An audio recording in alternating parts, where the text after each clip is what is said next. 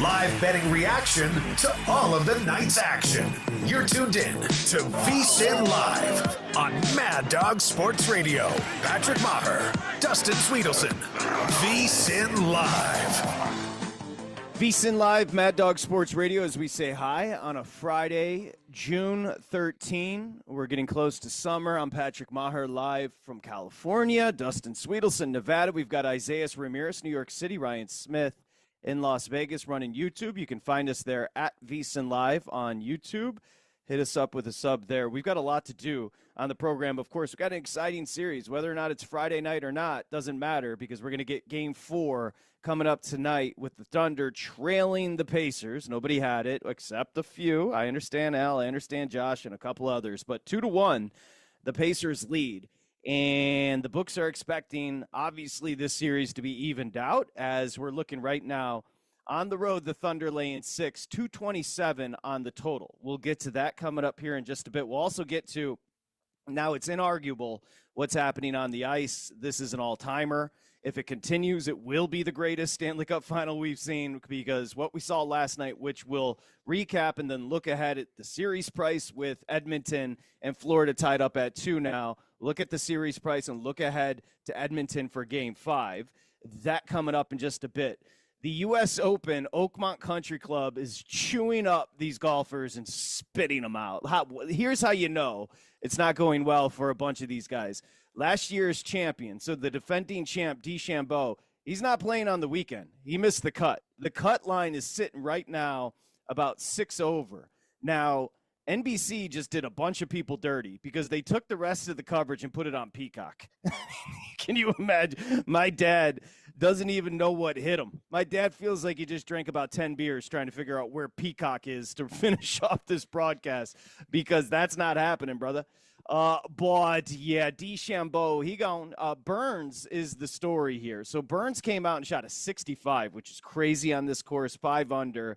He sits atop. Now, he went early today, kind of gave everybody a number posted to look at, and he's 3 under on the tournament. JJ Spawn, a 2 over 72.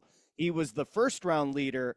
He trails by a stroke to, now he's a pretty good golfer. I'm not going to pretend like he's not. But you would expect some of these names, like a Hovland, who's 1 under. Adam Scott is even on the tournament, 270s back-to-back. And then you start looking. Koepka, Koepka's 2 over. Anybody to me in that 2, 3, potentially 4 over, I think they probably still have a chance with a low Saturday into Sunday. And Scheffler, the greatest golfer on the planet right now, is sitting 4 over. Morikawa is 4 over. Spieth's into the 5s, and then you just start losing people, right? Schauffele, Schauffele wasn't great today. He was battling, and then he fell apart late, so he's 6 over. He's going to make the cut. Phil Mickelson is going to most likely, now he's on the 16, somewhere in 17, but he's sitting 6 over, so he's dancing right around that cut line as well. But, I mean, look at these names that are missing out. Your Patrick Reeds, your Matsuyamas. I mentioned DeChambeau. Cantlay is 7 over on the tournament. I mean, just big names up and down. A guy that everybody was into in Sepp Straka, I think he finished like 11 over, maybe 12 over, somewhere in that range. Just a disaster. So you've got a lot. Justin Rose, 13 over. I mean, this track. So I was watching it today too, and Dustin Swedelson, I don't know if you happened to put it on today, but again, the USGA likes to say that they're not trying to kill the golfers. They're trying to challenge the golfers. But it makes for example, Thompson, the kid the South American that was in second, it's Lawrence, right? Tristan Lawrence from South America. He was sitting right atop the leaderboard, and then over the final 8, I believe he shot 7 over. that gives you an example. Once it starts going south on this course, it can go south quickly. One hole can be the death of you, and that's where we sit right now. Oakmont there in Pennsylvania. Did you happen to watch any of it? I tuned in here and there throughout the day. I still can't figure out, with the way that they do this with the U.S. Open every year, making it impossible, I still can't tell if it's good or bad. I know if you're a bettor, you should just bet long shots and hope one of them ends up live, because going anywhere near the top or the middle of the board, it is a fruitless endeavor. But, I mean, where would you come down on this? Because you're a much bigger golf guy than me. Do you think this is a good thing that one of the majors is so impossible? Because to me, I do like the positive side that a random name that people like me don't know in Sam Burns and JJ Spawn have a chance to win a major. That excites you? That does nothing for me. See, I like new names. I like new names, getting an opportunity, fresh blood. I don't like the same people over and over again. You didn't enjoy the Tiger. You didn't enjoy the Tiger experience back in the day.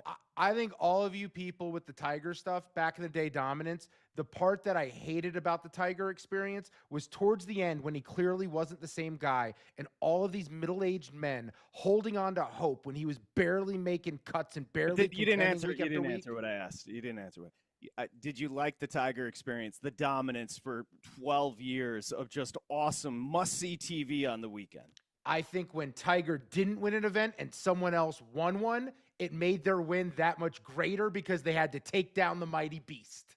All right, so you didn't – the one person that didn't enjoy Tiger's run. But you do enjoy a Spawn. You do enjoy a Griffin. Those are the names Dustin Swedelson wants to see at the top of the leaderboard. I'm saying it's nice to see someone else get their moment, names we haven't heard of, and we don't know if this can catapult the beginning of a career. That's all. So if it's JJ Spawn on Sunday, you're going to make sure you're there. I didn't say all that. I said I like new people getting a chance to win. I also like Rory, who we gave him a lot of flowers on the show after the Masters win. He totally deserved it. He's been very weird with the media. When things don't go well, he's a little baby, and he complains, and he walks away and doesn't give them anything. I do enjoy him having a horrible U.S. Open. I do enjoy that. Okay. Turned on Rory, hated the Tiger experience, and likes J.J. Spawn. That is Dustin Swedelson on golf. That is a wild start for the big guy, but, hey, it's good to be a contrarian, no doubt. It's going to be – listen, 6 is the cut line. That's ridiculous. Oakmont is playing about as hard as it gets. It's going to play hard into the weekend. Putting's impossible. You end up in the rough. You're not going to score, and that's really what it comes down to. It's just a game. This course, more than any, inches separate you from, finishing. Now, you asked from a gambling perspective, what do I think about it? I mean, yeah. I mean, you could take some long shots, but at the same time, it's really not. Like, for example, I guess betting top 20s is really the way to look, or top 10s is the way to look. Sexy stuff. There. Right. That exactly. So to answer your question, not really what I'm into. I guess is a one-off. U.S. Open isn't my favorite. It should be. It's our championship, but it's not my favorite. Obviously, the Masters, and then I probably Open and U.S. Open tied, and the PGA is always somewhere in the mix. It's the fourth major, no doubt, when it comes to golf. But that is, listen, it's a tough track. It's like, for example, Koepka was saying, this is nothing. He shot a 68 yesterday, and then he shot a 4 over 74 today. Now he's in the mix, Brooks Koepka, which is what he does T9 at 2 over. But you've got some names, Keegan Bradley, 3 over, somewhere in the mix. So some guys you've heard of, but a lot of guys you've heard of that they gone. And speaking of which, we should head over to the ice, because last night we talked about it as we were saying goodbye.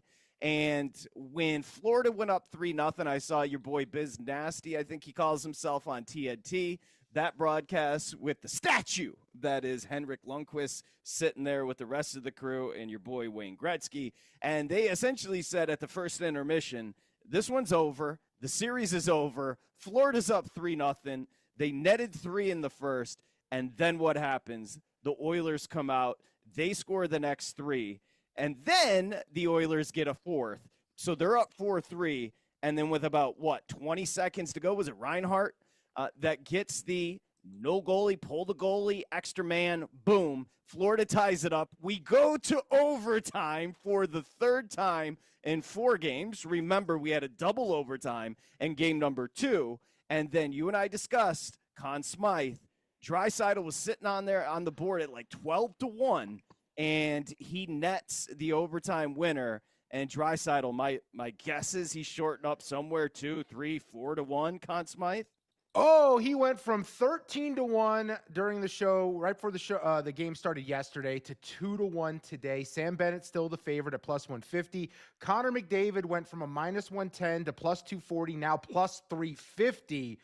That game I'm done, by the way. I'm done convincing people to watch. I know I've jumped on the hockey bandwagon, but if you're missing out, I just feel bad for you. I'm no longer going to convince you. We had a spot last night, Patrick, where the Oilers became the first team in Stanley Cup final history to win a game after going down 3-0 at the end of the first. Teams were 0-37 before last night, being down 3-0 after one period. They were as high as 13-1 to win the game. You and I pointed out like plus 520 after they scored their first goal, where it might have been worth jumping in on, but we couldn't pull the trigger. And the Oilers end up getting there. And a lot of the credit, I think, goes to Knobloch, because he called it at the right time with Skinner in net and went to Pickard, and Pickard stepped up. And the team looked like they had more confidence with him in net. I think Knobloch's got a lot of explaining to do. How in the hell did you start Skinner?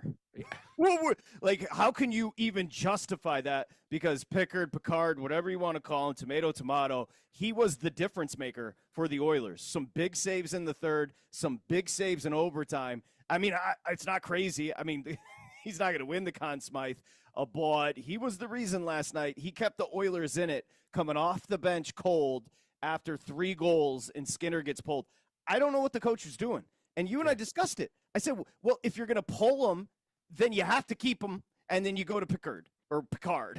I don't know either. Someone told me Pickard. Someone else told me Picard. I've been rolling with Pickard. I have no idea if I'm right. But listen, and this is what I'm saying. In Game 3, if you're going to pull Skinner, all right, I agree. You're sending a message to the team, we're moving on. He pulls Skinner. He throws Skinner back in there. Now, it's not his fault. The first one was a 2-man advantage. I guess you say not his fault. He was a little screened. Second one was a little iffy, gave up the rebound on the third one, and then he had to make a goalie change. And my guess is there's no discussion up in Edmonton moving forward. You're going to go with the backup. No, you have to roll with Pickard. 22 saves in relief.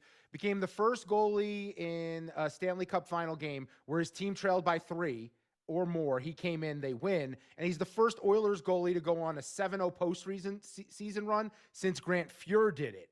And the biggest thing that jumped out to me about him in net is the offense picked up. To me, it's almost like the team had to factor in the lack of trust for Stuart Skinner in net while he was there, and they weren't playing confidently. The second Pickard went into net, it seemed like they were flying up and down the rink. They were more aggressive on offense because they could be. They knew if they gave something back the other way, they trusted the guy in net more. That's just the vibe that their body language was telling me. Yeah, I mean, 28 block shots. There was an adjustment defensively. That's the Oilers with the 28 block shots, just to 13 for the Panthers. But there was an adjustment defensively. The Florida Panthers had 18 shots on net in the first, and then something like 5 in the second. So a good defensive lockdown. You mentioned maybe buoyed by having the new goaltender because, I mean, listen, Skinner had, 14 saves, let in 3. Picard had 22 saves, let in just 1. There isn't a decision moving forward between the pipes for Edmonton, and they're in the driver's seat. Now, we're going to give you the series price, and when we do, it's going to be coming full circle, is what I should tell you. We played 4. Now, the third game was a dud because the Oilers played right into the Panthers' hands and got absolutely dusted 6-1. The others have all gone to overtime, and we're tied up at 2s, Stanley Cup final, heading back to Edmonton. And what is the series price, big guy? And real quick, I'll add, they've technically almost played an additional game with all the overtime action. They've played 58 minutes and 2 seconds of overtime in the series so far, which is absolutely absurd. I'm looking at the series price over at DraftKings. You can take whoever you want. Minus 110 on the Panthers, minus 110 on the Oilers. So just to give new bettors perspective, 110 is the common number with the juice, the tax, the vigorish, and that's where we start. Essentially where we started, maybe 115 one way, the other way when we started the series. But like Dustin said, it's a pick'em. That's essentially with the tax. That's what it is. It's a pick'em right now as we go back to. And listen, we'd like to see it for Canada. If I'm forced at this point in a pick'em spot, I'm taking the Panthers. Yeah, I think that's correct for the series. And I think we're going 7 again. I think we had our comeback. We had the one blowout to motivate Edmonton to change their goalie. I think this is a situation, though, when it comes to tomorrow's game for Game 5, I do like the Oilers minus 125 on the game, but I don't know who wins the series. I'm back to believing it's a coin flip. The market says so. This is a situation with the travel, though, that I think benefits Edmonton. It's short rest, travel across time zones, go back home, home ice, crowd on your side, give you that little extra push. I think it's a spot where I like Edmonton minus 125 for tomorrow. But for the series, yeah, the market's correct. It's 50-50. It's 50-50. Let's just say this. If we do end up, and we're going to have a Game 7 in Edmonton. Game 5 is coming up tomorrow at 5 o'clock my time, 8 o'clock your time on the East, with the Panthers and Oilers tied up at 2. So, again, back in Edmonton, Dustin mentioned the travel for the Panthers, but, the Oilers also traveling, going back to their time zone, which they're comfortable with if you want to play that in. Also, the last line change at home for the Oilers. Yeah.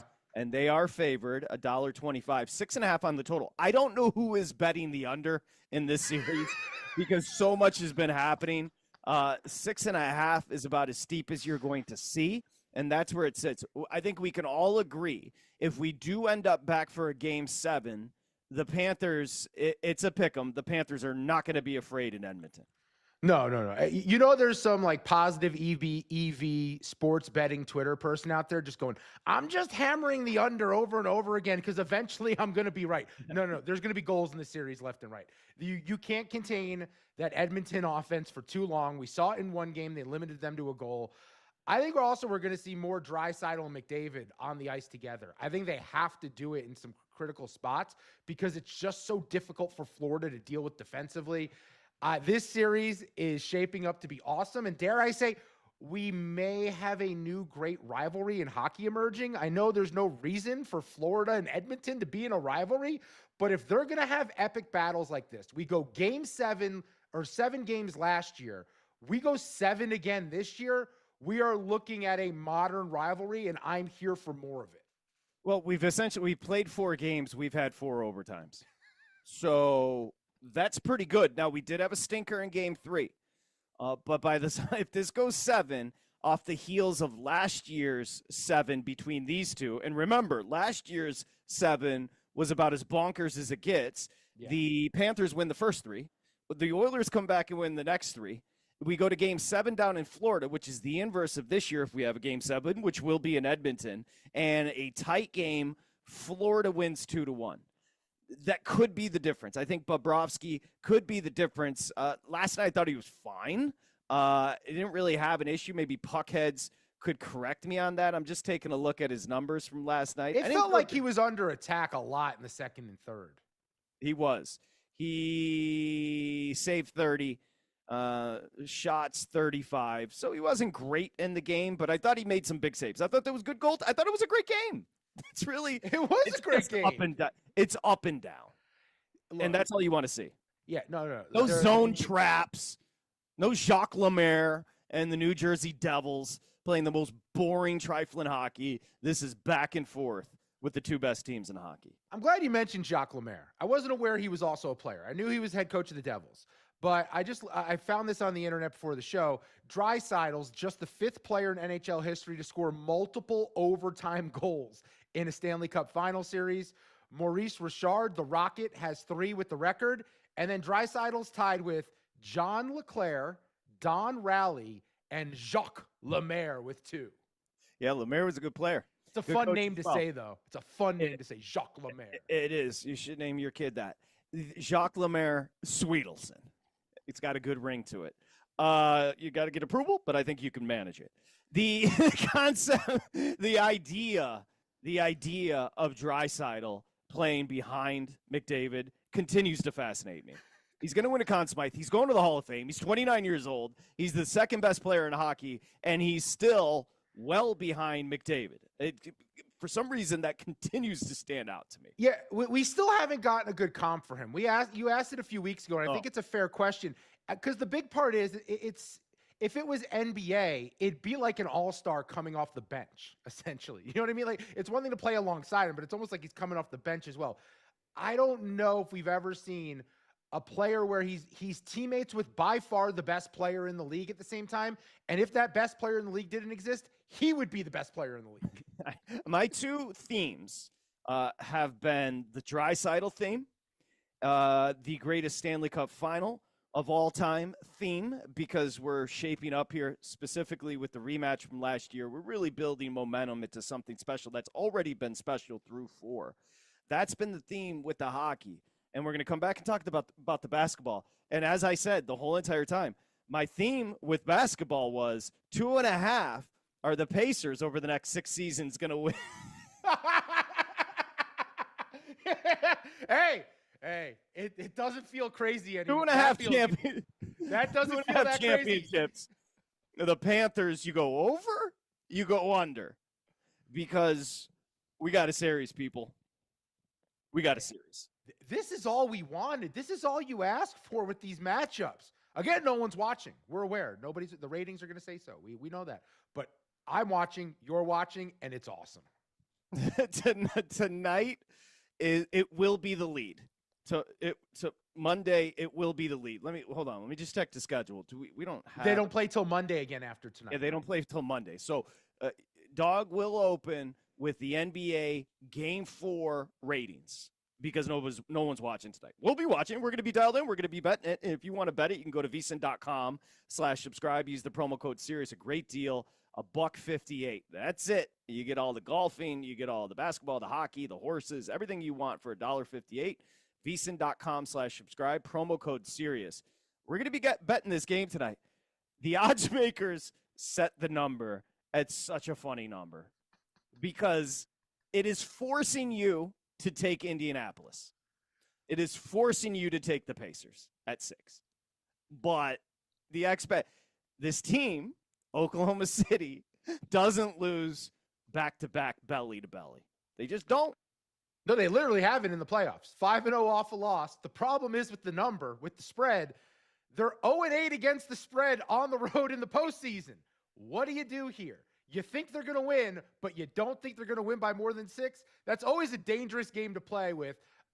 Look, I don't think Indiana wins the game, but I do think they cover the 6. It's always tough in these spots with that number being that big. Big Pacers show. I will say, announcement the other day, in case you missed it, biggest announcement on Mad Dog Sports Radio in a couple of weeks, that this is a Pacers show. Best ticket possible is you just had a long week of work. Your team's up 2-1 when you were a $7 underdog, and you're trying to find tickets to the field house to go grab an Uber, get blown out with your boys, with your girls, and watch Game 4 cheering on the Pacers. That is the ticket.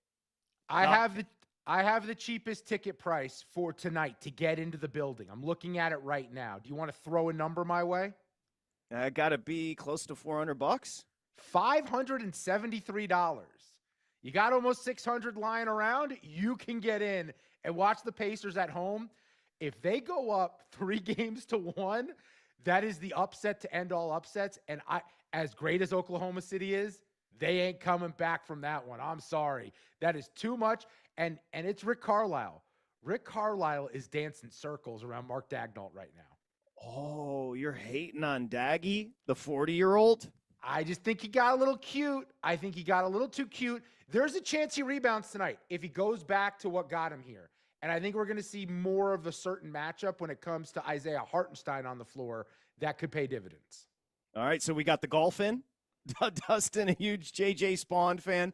I'll pin you down because it got a little weird. Who would you like to see that's in range win the U.S. Open? Oh, you know what? That's a good question. Let me look at the leaderboard. And I put you on the spot. There aren't a ton of big names. Well, you want to see Koepka? I'm a Russell Henley guy. Okay. All right. He went to Georgia. He always have been. He's a Georgia guy. I like him. All right. I think I might have made that up. Yeah, he's a Georgia guy.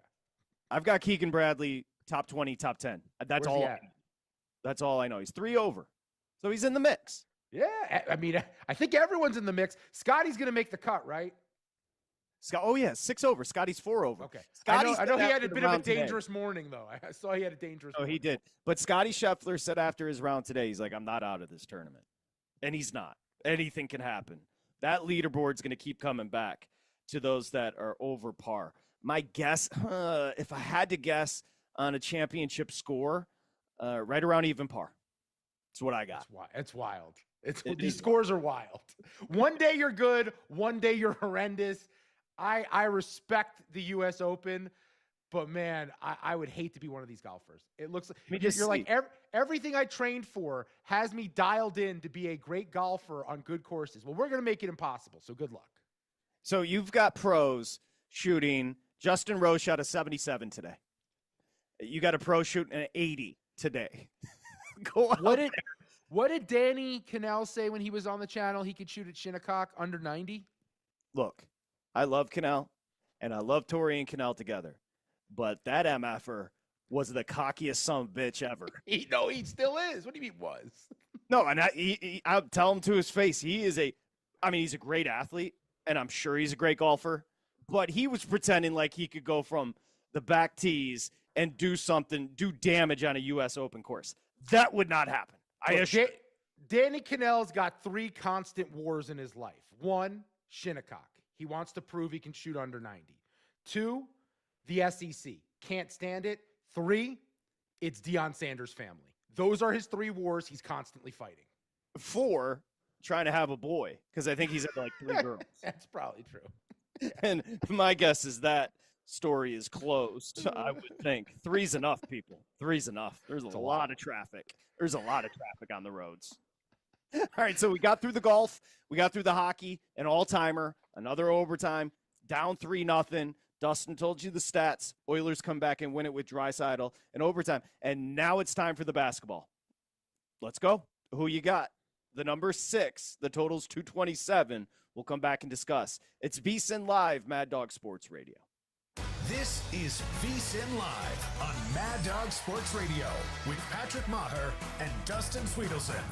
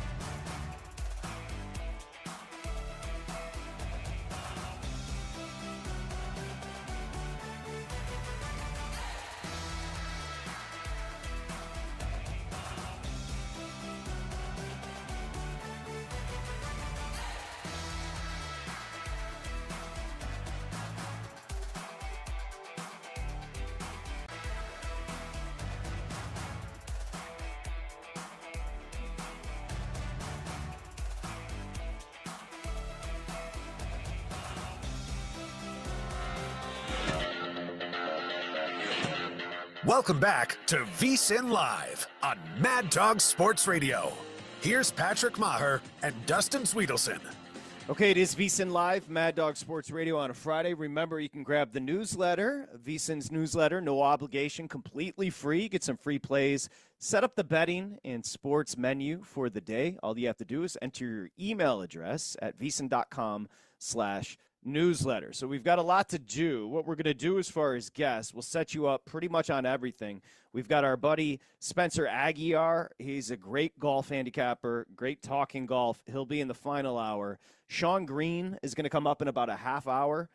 He hosts a sports gambling podcast. He does a good job. He's been all over the Pacers, so he'll tell you why he's betting the Pacers tonight. Remember, the game not until an hour from now, at least, because the game is going to tip off a little after 5:30 West, 8:30 East, and then Dennis Bernstein, who is a Sirius XM NHL radio host, he's going to help us put some context around this 4 games we played in the Stanley Cup Final, headed back to Edmonton for Game 5 with essentially a pick 'em on the series up and down 1-10.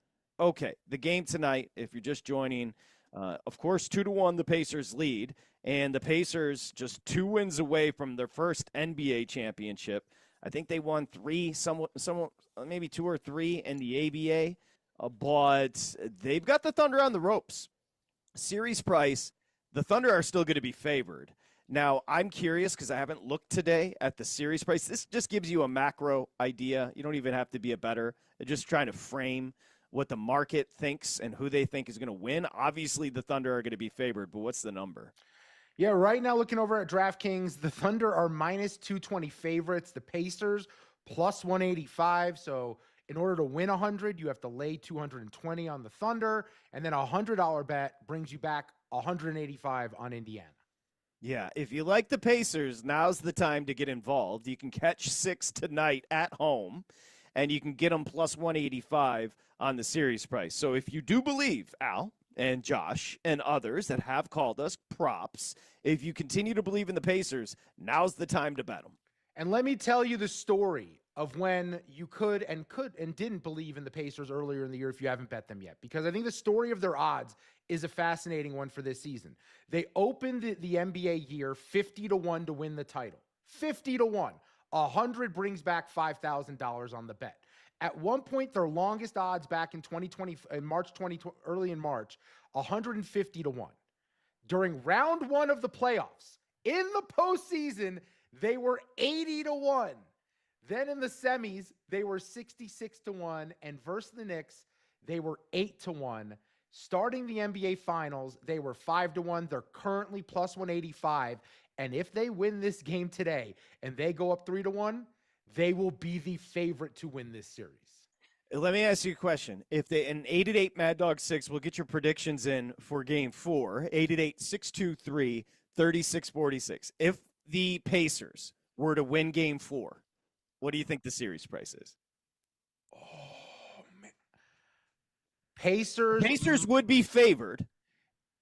So the market doesn't respect them. The market has been so slow to react to what they've been. And if you go back, I know all the really smart NBA people have the numbers and when it began, but like in March, March, that's when they turned things up a notch defensively. They've been a top 8 defensive team since then. The offense has always been awesome. I believe the market still won't respect them. They won't be a heavy favorite, despite being 3-1, and teams outside of LeBron James and the Cavs don't come back down 3-1. I think they'll just be minus 130. So they finished with the Thunder, 68 wins. How many games have they lost back-to-back all season?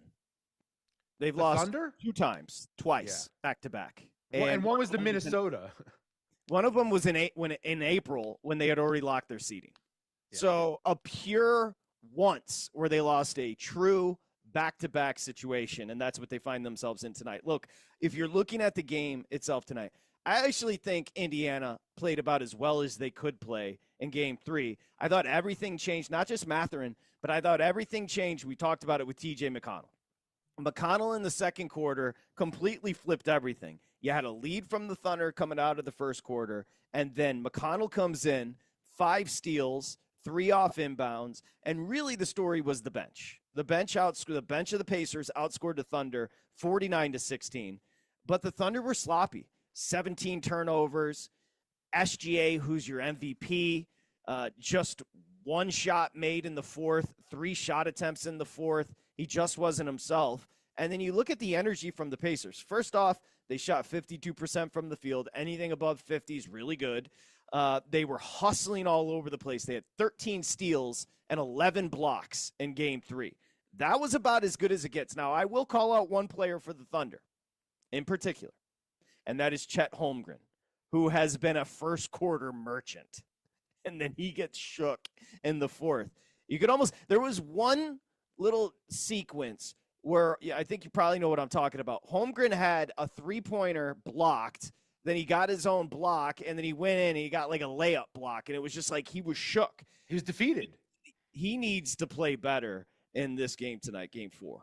Yeah, your point about the bench is spot on. I think I heard PJ Carlissimo earlier on Mad Dog Sports Radio talk about how Dagnall told them he's going to rely on those bench guys a little bit more. Part of the reason is I think SGA looks tired. That's why those shots were coming up short. 9 of 20 from the field for him in game 3. He couldn't get rolling. I'm going to give a lot of credit to Nembhard. Nembhard's picking him up early. Whoever's defending SGA is getting in his shorts very quickly. And then I saw this nugget tweeted out by Kevin O'Connor earlier today. SGA was the closest defender on 23 shots by the Pacers in game 3. That's the highest amount of any game for SGA this season. So Indiana got him involved in actions over and over again. So they were wearing him out, tiring him out on defense, making sure he had to do extra work. And because of that, it limited what he did offensively. Then you combine it with Nembhard, who shut down Jalen Brunson, made Jalen Brunson look so uncharacteristically sloppy with the basketball. Now he's doing the same thing to the MVP in the league. Because of that, I think you get more Caruso, you get more Isaiah Joe. I think that bench unit for the Thunder have to be used more. They do. Jalen Williams, 26 points, but I didn't really feel his impact in the game. I mentioned Chet Holmgren, fell apart, first quarter merchant. Didn't really see much from him the rest of the way. Again, Jalen Williams led the way in game 3 with 26 points, and I just didn't feel his impact, if we're being completely honest. Dort and Wallace weren't great. Caruso wasn't great off the bench. They did nothing off the bench, and that's really where Indiana right now. We talked about the depth of the Thunder coming into this series being the strength, and the strength has been the Pacers' depth. Yeah, the big failure for Dagnall has been playing the Pacers game. And it's a little frustrating because you're the 1 seed, you're the favorite, you're the big bad wolf, you're the team everyone's trying to knock off this year. And he changes the starting lineup, inserts Wallace, takes out Hartenstein, and now instead of doing what you do and what got you here, you're trying to play pacer ball. You're trying to play that high tempo, up and down nature, and that's what you do with your defense. But you didn't do that offensively to get here. I think because of that, we see more Hartenstein tonight.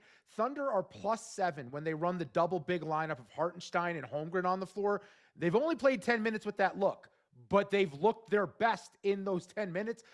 This is a spot where you have to go back to what you do best. And Hartenstein, with the way you can set up half court and the way he can dominate the glass against a team in Indiana that really doesn't have good rebounders. Pascal Siakam's leading this team in boards. He is not an elite rebounder, and you have one in Hartenstein. Use that to your advantage tonight. The Thunder were tied, I believe, at 1s with the Nuggets and lost game 3. I bring that up because they were down 2-1 to the Nuggets, and they won game 4. I actually think this is a must-win for the Pacers.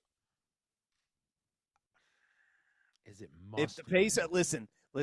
If the Pacers don't win tonight, obviously we go back on Monday, another extended break, which stinks. But we go back on Monday. They're avoiding the final round of the U.S. Open and Father's Day. We go back on Monday to the Thunder at their house. The expectation would be they're 9.5-point favorites there. Yeah. The expectation they'd be up 3-2 then, coming back, all the pressure on Indiana. Yeah. Okay. Game 7 potentially, and I think tonight is must win is a stretch. No, I'm going to buy what you're selling for the Pacers. I'll buy what you're selling because in terms of momentum, in terms of putting a team away and making them play scared, if you don't win tonight, You go back to OKC, it's then a foregone conclusion. Oklahoma City wins. And then you come back to your building, and now you've given the Thunder their confidence back. You've given them life back when you sucked it away with those first, 3 games of the series, winning 2 of 3. I just think whoever wins this game ends up winning the series. That's what it ends up being. I think that's fair. Yeah. And that's why I think it's so important for the Pacers. I think if the Thunder win tonight, they settle down. We head back on Monday to Oklahoma City. I think this is huge for the Pacers. I think the number is disrespectful.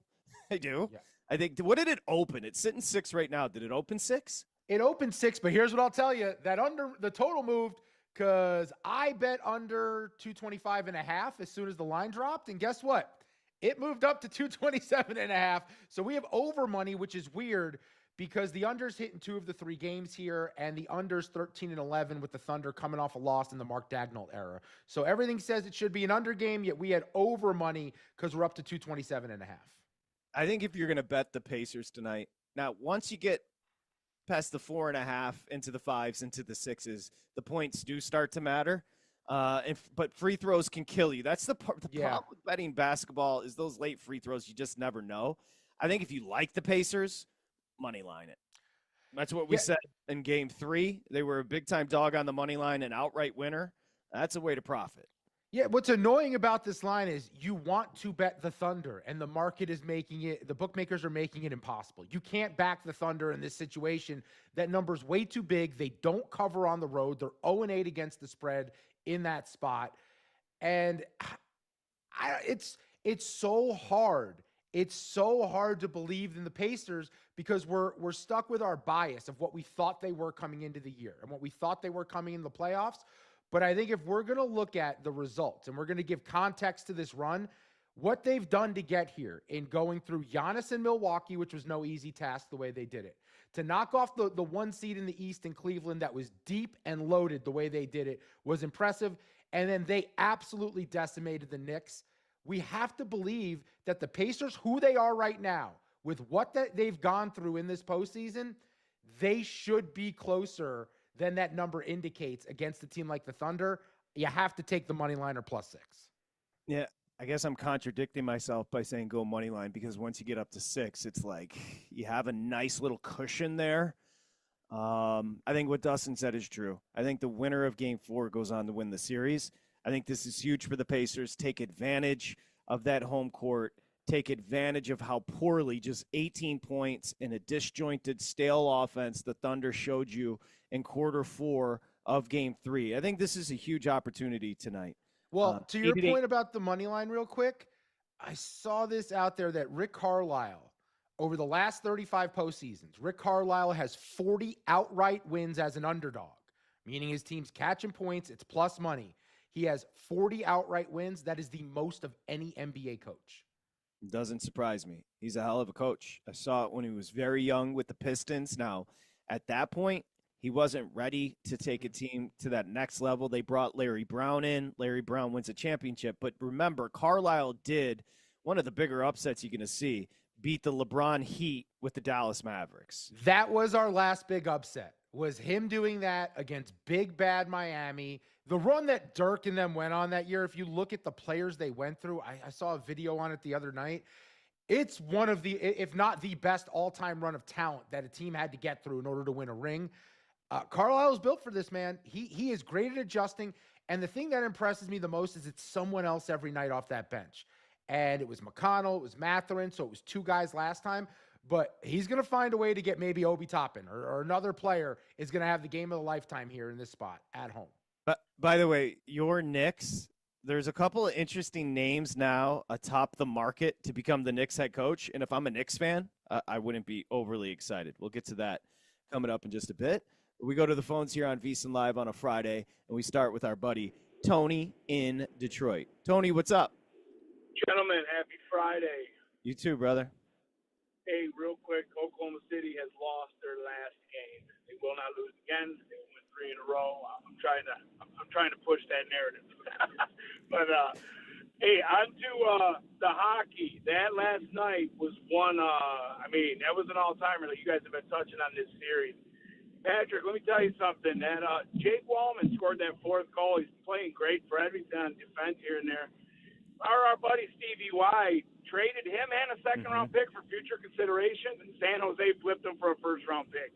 That's how well the Yzer plan is running right now. You are down on Yzerman and Illich. Those are the two. Those are the two dudes in your crosshairs. Patrick, I love hockey. I mean, me and you roll in the same age, and we grew up watching a lot of great hockey. I miss it. And one last thing on this Friday. We got something brewing next week, gentlemen. Scooble's next start is Wednesday. Skeens is scheduled to start Thursday in Detroit.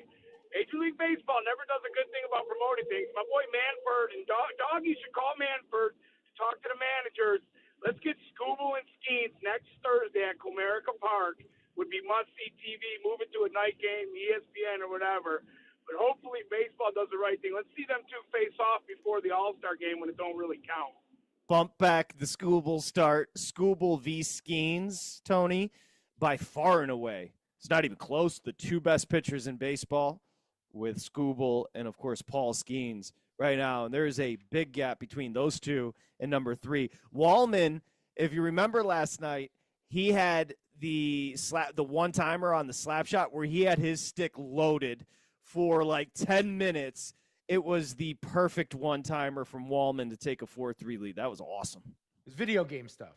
Yeah, it was incredible. There was nothing that Bobrovsky could have done with that. It was just perfection. It's been a great series. And I think it continues. I think we're going to see 7. What would be fascinating, Tony says Oklahoma City's not going to lose the rest of the way. So that would mean, obviously, a 6-game series. Like to get 7 out of it. Yeah, I want to believe like that is possible for Oklahoma City and their legacy after you and I hyped them up. Like my ego and my pride wants to see them go on that run. But I'm not seeing it. I'm seeing an Indiana team that can hang. And I think them at home tonight is huge. That crowd played a big role last game. And for whatever reason, the Thunder struggle away from Oklahoma City. And that's why this is such a swing game. Because now you're going to give, if Indiana wins this game, they have wiggle room. They can lose the next one in Oklahoma City, come back to game 6 at home, and then you get to a game 7 and it's a coin flip. Because they stole home court by winning game 1, it flipped the entire balance of this series. That's why I still think Indiana has an edge. All right, when we return, the two big off-the-court stories in the NBA right now. Where will Kevin Durant play next? A decision should be coming within a week or so. And who is going to be the next head coach of the Knicks? I'll just tell you, according to the betting odds, it's not exactly inspiring for the Knickerbocker fans. We return. It's VSiN Live, Mad Dog Sports Radio.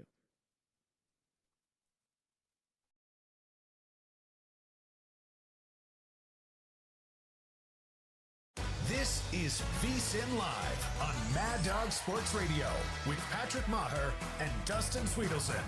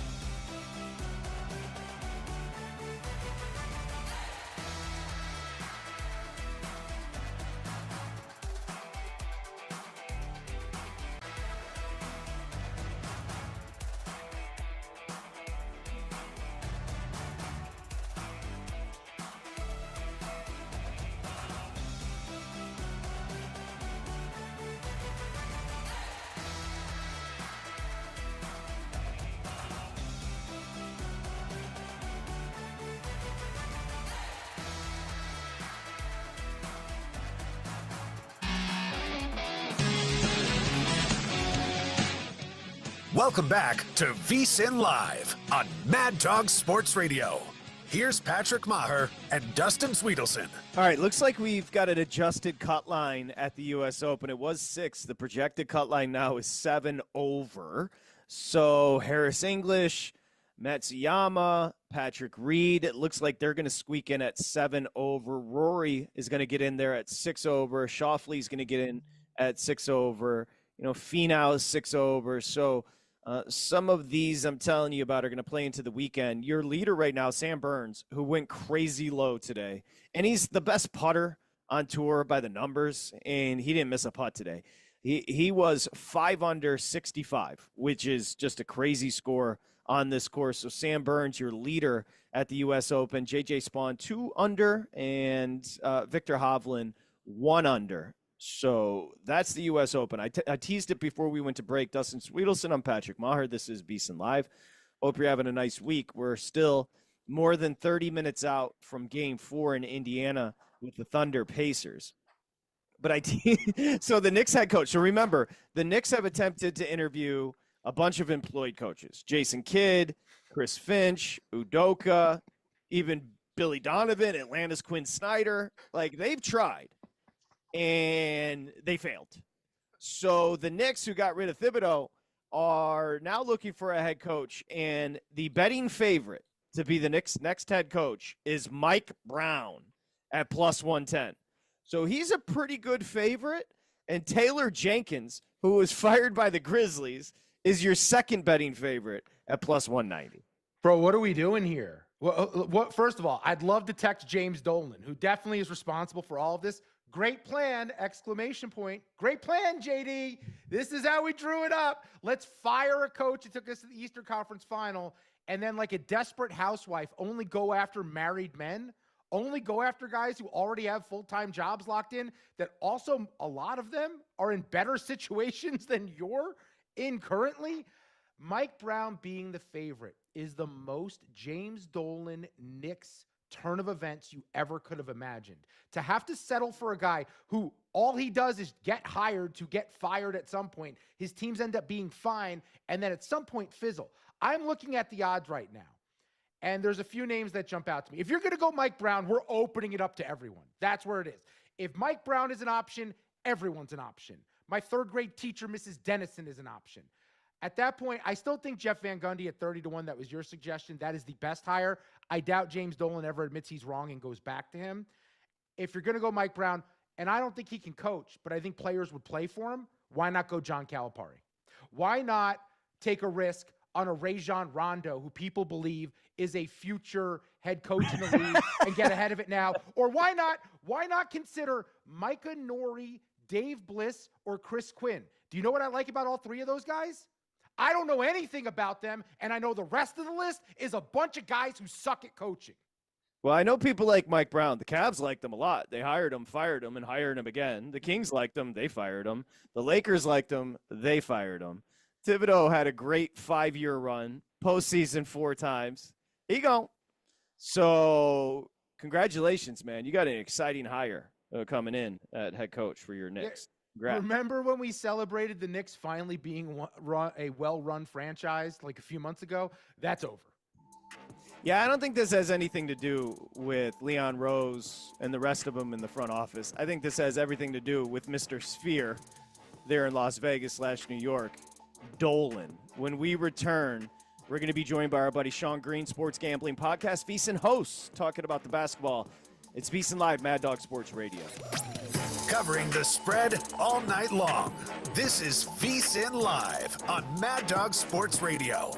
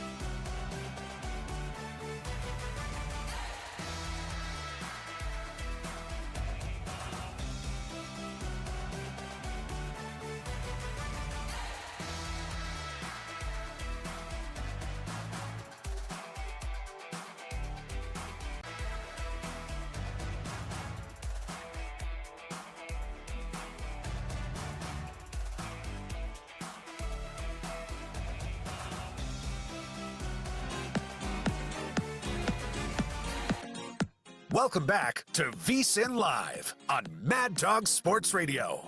Here's Patrick Maher and Dustin Swedelson. Okay, it's VSiN Live, Mad Dog Sports Radio. Hopefully, like 35 minutes, 40 minutes away from tip in Game 4 with the Pacers leading 2-1. Of course, you still have the Thunder favorites in the series, but tonight the Pacers are catching 6, which seems dubious. It's almost like you're being begged there. We're going to talk about that with a guy that's been on the Pacers from the jump. The Sports Gambling Podcast, Sean Green, of course. VSiN host, does a great job Fridays, 11 to 2 a.m. Eastern time. You can find, by the way, the Sports Gambling Podcast wherever you get your podcasts. We say hi to our buddy Sean, and we got to give you props. You have been on the Pacers. Is tonight a must-win for the Pacers? Let's start there. Yeah, that's a great question because someone was hitting me up going, "Hey, do I hop in on the Pacers series at plus 190?" And I go, "You know what? Honestly, I think you're almost just better off just betting the Pacers money line because I do feel like if they don't, and it's priced pretty similarly, if they don't win this game, then it goes back to Oklahoma. I don't know, man. That's going to be tough. The best of 3 against Oklahoma, like it's close to must win. I think obviously they had to get one of these two. I'll say yes, must win. It sounds better that way. But if you're hopping in right now, I wouldn't play the series. I would just play Pacers money line tonight. So that's how I'm attacking it. I like the 6 points as well. Yeah, It's we were question, but I had to go there because I do feel like this is everything for them. But the 6, it does feel like, sorry, Dustin, I'll just jump in and ask about the 6 quickly because that feels disrespectful the Pacers way. No, it's crazy. Like the Oklahoma City Thunder have not covered a spread on the road in the playoffs. You feel like it's almost a trap there. They're 0-8 now, ATS on the road. Even if you don't think the Pacers can win another game, but and look at the Pacers too. Like they didn't even dominate from behind the arc. Like Oklahoma City shot better from the 3-point line, and that was supposed to be like, oh hey, the only way this Pacers team can compete with the big bad Thunder is if they hit all these threes. Meanwhile, they're beating them, without dominating the 3-point shot. So I think they're live on the money line and certainly going to take the 6. Patrick asked me the question earlier in the show, Sean, if the Pacers win today, what does the series price become? And I'm trying to figure it out because I still think the market's going to disrespect them. As someone who's been on them, I'll tell you what I said. I said minus 130 on Indiana. So I thought they'd be a favorite, but I still think a little disrespect. What do you think the bookmakers do if Indiana goes up 3-1 here? Well, it's crazy because I remember when I was on the Cavs, back in the day with LeBron when they were down 3-1 and then came all the way back. I don't know what you make the price because you're going to want. I think you're probably right. They're obviously the Pacers are going to be a favorite, but I would think maybe like higher than that, minus 150, 175. Like it is really hard to come back when you're up, when you're down 3-1. And meanwhile, but to your point, like the market is so stubborn on this Thunder team. I don't know if they make them that big of a dog. Like they're going to be scared to give out the Thunder at a big plus number, even though that's probably what it should be. Our buddy Sean Green, the Sports Gambling Podcast, VSiN, joining us here, VSiN Live, Mad Dog Sports Radio. They're saying 32 minutes until tip. So what's that make it? 5:37 tip, just to give you an idea for programming's sake. I thought the difference, Sean, in Game 3 was T.J. McConnell. Like he was just like that spark in the second. Every inbound pass was – it feels like he was ripping. He was awesome, and you're going to him in the prop market. T.J. McConnell over 13.5 points, rebounds, assists, and over rebounds, assists, 6.5 for McConnell. Yeah, I mean, if I had children, TJ McConnell would be putting them through college because this guy has just been a machine with these, especially the rebound and assist prop. And to your point, like he's TJ Rudy McConnell, like he just comes off the bench. He's racing up and down the court. He's, fighting it out for loose balls. So if he's not getting the rebounds and assists, it probably means he's getting the points. So I think the PRA is good. I think the rebounds and assists are good. Like they had it at 5.5. for basically the entire series. He's been, I think it was like 13-5 to the over, the 5.5 rebounds and assists for the playoffs. They finally moved it up to 6.5. I'm still fine with it. He's usually good for a couple, breakaway layups, that kind of thing, and then occasionally they'll leave him wide open, and he'll just do that thing where he just sits at the 3-point line. He looks to his left to right to see if he can pass, and then realizes like, holy crap, I'm wide open. I better shoot this. And then he's hit a couple threes. Like if you want to play TJ McConnell just to make 1 3, that's plus 250. That's kind of a fun prop. But yeah, love the rebounds and assists. Love the PRA. And Shaw, role players, they're better at home, right? That's always, the conventional wisdom there. I know you have a bunch of other player props. I'm just curious, because you've been all in on the Pacers, and we talked about it a few days ago. Yeah. What was it, the number, or was it just watching Indiana play in the groove they were in that made you back them in the spot? Well, I think obviously kind of a combo of both, but like one, the number was just still crazy. And Wes Reynolds, fellow VSiN guy, who's a huge Pacers fan, he goes, they're pricing the Thunder like they're the 91 Bulls. I still thought this Thunder team was pretty young. I understood why they, deservedly would have been the favorite. You look at net rating, whatever sort of power rating. But to me, this Pacers team, 5-1 dog, and it's just been hilarious. Like the entire time, the narrative on this Pacers team has been the same. Like this, all the talking points were the same for the Cavs series, right? Like, oh, this is a 60-win team. Pacers will be lucky to get a gentleman's sweep, and they just keep doubting this team. Meanwhile, it's awesome for the league, right? Like they're doing it without a superstar. They're doing it without tanking, a la the Sixers, who once they tanked, they never came back. They cursed the city. And so I had to trash the Sixers at some point during this because TJ McConnell, he was a process guy and they let him go. Like you can, at both Indiana and Oklahoma City, it's small market teams that are building the right way, and they're both building great teams. But getting back to it, it was just kind of an eye test. Like this Pacers team is well-rounded, extremely well coached. Shout out to Rick Carlisle. And I just didn't think this young, inexperienced Thunder team deserved to be that big of a favorite. Yeah, for those that aren't watching at VSiN Live on YouTube, Sean Green is the #1 Philly guy. In fact, he's got more Eagles gear behind him than Howie Roseman. Yes, let's go. So he had to take a shot at his 76ers. I feel like Holmgren, I just keep calling him a first quarter merchant because he was incredible in that first quarter, a bounce back for him and in quarter one, but he was nowhere to be found in quarter four. And speaking of Holmgren, you're going to go under 8.5 boards for him tonight. Yeah, I love it. He had 10 rebounds last game, but other than that, you look at his rebounding total: 6, 6, 7, 7, 5, 4, 7. Yeah, and yeah, he was getting a bunch in the Denver series, but you look at against Minnesota and then against his Pacers team.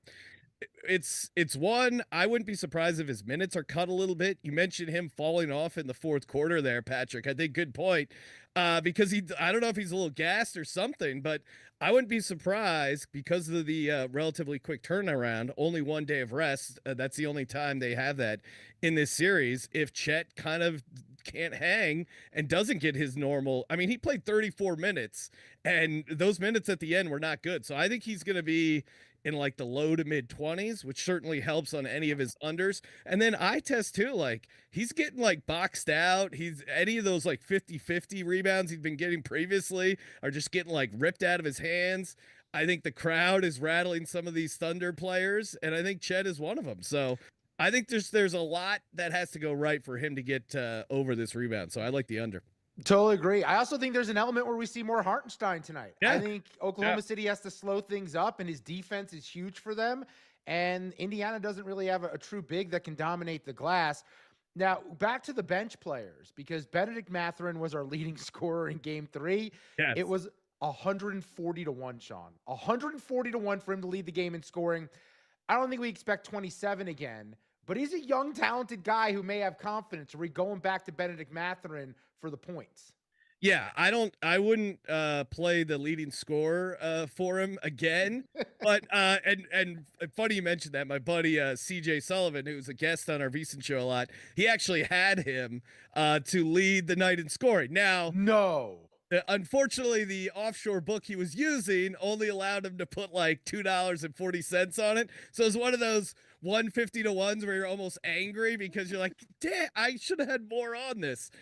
but he was pointing out how, Matherin certainly could be a boom bust guy, but I think 10.5 is just way too low for him considering his role and considering Carlisle doesn't mind playing the hot hand. And I would just be surprised if he doesn't get, game one, he only had 15 minutes, but then the other two, he's got 20 plus minutes wise, and it correlated to his points, 14 in game two. So I think he could have like some regression in his game, still get you over the 10.5. 10.5 feels way too low for Matherin the way he's playing right now. Yeah, that does feel light for Matherin, who was awesome in game three. Sean Green, the Sports Gambling Podcast, VSiN host, joining us here, VSiN Live. All right, so I got to admit, I got a blind spot when it comes to the UFL.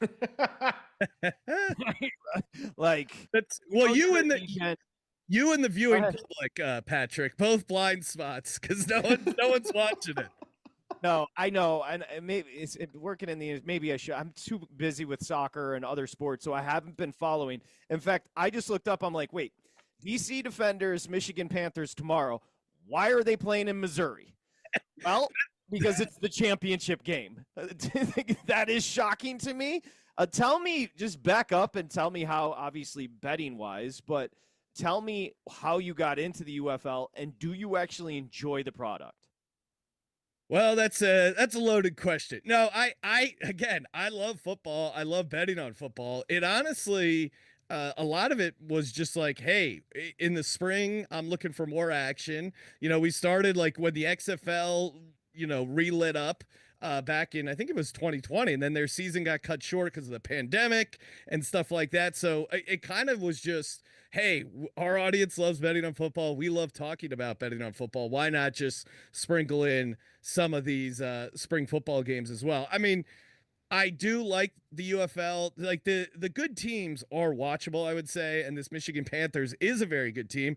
And one also too, it's fun to make fun of the league and some of the like idiotic things they're doing, like having the championship game in St. Louis, because it's like a stadium thing. Like the league is kind of a mess, which makes it fun gambling wise. But yeah, I would say it's like a love-hate relationship because I do love making fun of it as well at times. But yeah, no, I mean, because there are athletes like Bryce Perkins, quarterback of the Michigan Panthers, who do pop and who do, I think, have a chance at playing at the next level. And Bryce Perkins was briefly on the Rams, made a couple bucks there, got down the spring league. Like, I think there is a world for a developmental league. I don't think the UFL has gotten it right yet and totally figured it out, but I think they're on their way to becoming a better product. But if you want to go tomorrow to the championship game, how much? You can take your girlfriend. How much? And it'll cost you $30, $15 a ticket. Wow, that is high for the UFL. And St. Louis is like the only team with a real fan base, and they were in the conference championship game last week. So the UFL was dying for the Battlehawks to win that game, so then they could have a home game and sell it out. But now that the Battlehawks got knocked out, the St. Louis fans are actually really good fans. They love football. They fill that thing up. Yeah. The rest of the league still working on building the fan base, but St. Louis shows up for these games. I mean, that tracks. They don't have an NFL team, so they have to do. This is their team. So you're going to lay it with Michigan. I'm curious then, if UFL goes away, NBA has only got a few games left. You are a true D-Gen, you and Ryan Kramer. And I know you have a whole network of people that do NASCAR and do golf and do everything over there at the Sports Gambling Podcast. But what does Sean Green bet on between now and football season once these go away? Oh, well, then I'll just inevitably start betting baseball and just start hating my life. I'm not good at betting baseball. I try to hail people who know baseball. I come up with my own theories, and it's just horrible. So I will bet baseball just out of pure boredom. But it's not pretty, Dustin. So I'm just waiting for preseason NFL. Honestly, I got a countdown going to the Hall of Fame game, July 31st, which I will be betting some preseason. So it's about a month and a half. I got to sweat out some baseball, unfortunately. Let me ask you this, Sean, as an Eagles fan, as a diehard, where are you right now on the Commanders? I think. Well, I'll be honest. I was watching the conference championship game with my buddy and co-host Ryan Kramer, who's a Giants fan, and I just looked at him, and this was like early on in the game before the Eagles really turned it on, and I looked at him, and I'm like, man, this sucks. Jaden Daniels is really good. He's gonna be in the division for a long time. This sucks. So I am really worried about Jaden Daniels. I think as an Eagles fan, I'm optimistic they're not going to be a dominant team because for me, it felt like kind of everything broke the right way for that Commanders team. I mean, they were converting Hail Marys. Their offense, was really working at a level for a rookie you would never see.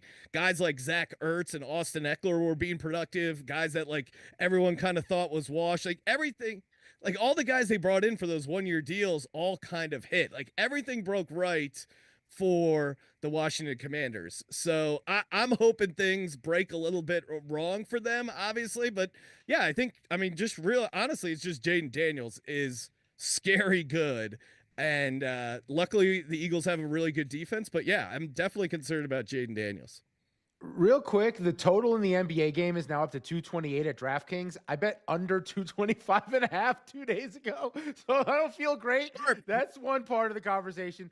The other thing when it comes to the football stuff, as an Eagles fan, do you believe Nick Sirianni getting the confidence boost from winning a Super Bowl is a good or bad thing for your franchise? Well, it depends. I mean, Nick Sirianni, I've never seen in Philly sports history where a coach has won a Super Bowl and still hated by a decent amount of the fan base. I think the people outside of Philly find Nick Sirianni annoying. I get it. But I'm always a results-based guy. Like, look at his run. The first 4 years as a head coach, he's been to the Super Bowl twice. He's been to the playoffs every year. Yeah, do I like that he's, acting like a psycho and yelling at the fans? Not particularly, but also there's a lot of Philly fan base that can relate to that kind of behavior. So I think him getting confidence, I don't know. I don't think it really changes Sirianni because I think he had a lot of confidence. He didn't strike me ever as a guy that was lacking confidence, Dustin. He seemed like a guy who was pretty confident. And maybe, if anything, he needs to be humbled a little bit. I worry a little bit about losing Kellen Moore, but ultimately they're running back a lot of the same guys, a very good roster, and they had a lot of good rookies, especially on the defensive side. Cooper DeJean, Quinyon Mitchell. You got Jalen Carter, who's prime for like a defensive player of the year run. Nolan Smith, who I think is going to have a lot more opportunities to rush the passer. He's a fun, like 100-to-1 long shot defensive player of the year. And Vic Fangio, I think, is just an excellent coordinator. So I'm still optimistic, but I'm always optimistic. But how about I think Sirianni played this perfectly because the intro presser, throw him off the scent. Yes. Talent take over, bumble and fumble. Yeah. Become the laughing stock of the NFL and just go on to win championships. Dan Campbell. Yeah. Yeah. But Dan Campbell, people like because he's like a football meat-headed, like bite the kneecaps. People are like, that's cool.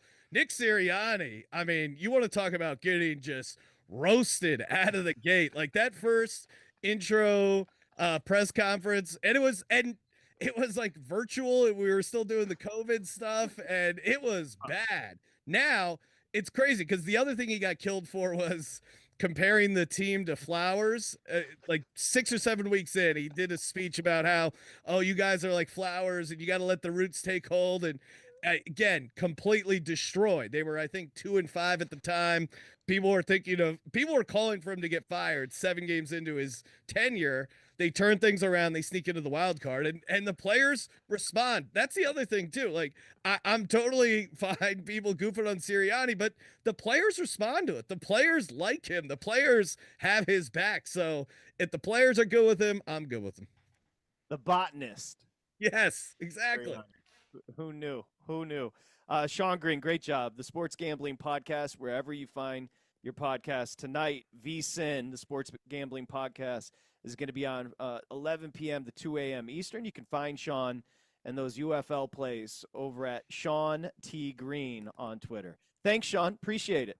Thanks, guys. Appreciate it. Okay, thank you. Now, I brought up first off, when he said Washington Commanders, it does make me, that feels like a UFL name. It does. It does. UFL name. But also, the Commanders quarterback is Jaden Daniels. Chris Sims, and maybe we'll save this a little bit. We'll tease it a little bit. I think Chris Sims does a good job. I do too. He does. NBC, he's over there with your boy Florio. But Chris Sims does a good job. The one thing about Phil Sims and Chris Sims is they're freaking grinders. Like, when Phil goes on with Dog, you can tell he's just been in his basement for the past week and watching every game over and over, and he comes with information. Phil Sims is almost like the forgotten type of analyst in 2025 because there's not a lot of flash, but he has all the substance. And when he does the spot with Dog, you hear said substance. His son is kind of the same way. Genes are like that. He's a grinder. He works his ass off. And he came out with his top 10 quarterbacks heading into the 2025 NFL season. We're going to go through that. There's one. I'm not going to give it away. The list is wild, but I agree with the list is what I'll say. The list is, I think he's got a lot right. Look, he's got taken some chances here, but I think for once, and people love to crush his list.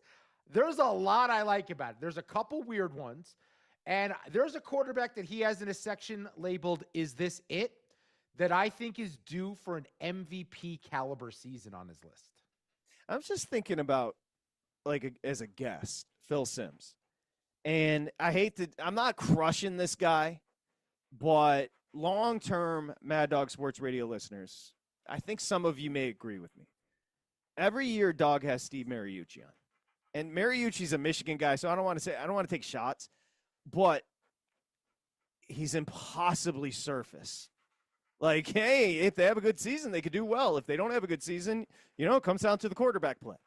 And then Sims comes in and just goes way deeper. It's like total depth. It's just weird in our modern day broadcast, who gets the gigs and who doesn't. I'm not bashing Mariucci. I'm just saying. No, I'm going to add to it. I think we miss Phil Sims doing actual games because whatever these TV networks have done with they do try to get the currently recently retired guys into the booth to see if they have something there. But I feel like we watch a lot of these games and we don't really understand what's happening. We don't learn anything. No one's explaining the game so that it's digestible for us. And I believe Phil Sims back in the booth doing games would benefit everyone. I know he does the studio show and he's awesome at it, but I liked him on games and I miss him on the actual broadcast because people love to criticize all of these booths. The reality is that job's hard to do and there's not that many people that are great at it. And I think Phil Sims was great at it. Aikman's good at it. Olsen's good. Aikman's gotten good at it. He wasn't good for a while with Fox. For whatever reason, he's been more carefree at ESPN, and he's been looser, and he's been way more fun. And I still like Romo, so I know I'm in a minority. I like Romo too. Dog hates Romo. I think it's a little too irreverent. Maybe existential. It's a little weird for Dog, which is odd because that's his persona is to be weird. That's fair. But Dog is the opposite of a traditional broadcaster that loves traditional broadcasts. That is a great point. I didn't think about that, but that is 100% correct. Which is he broke the mold. He broke the mold, but he loves the mold. Like he was Tony Romo in sports broadcast before Tony Romo got in there and just started being wacky.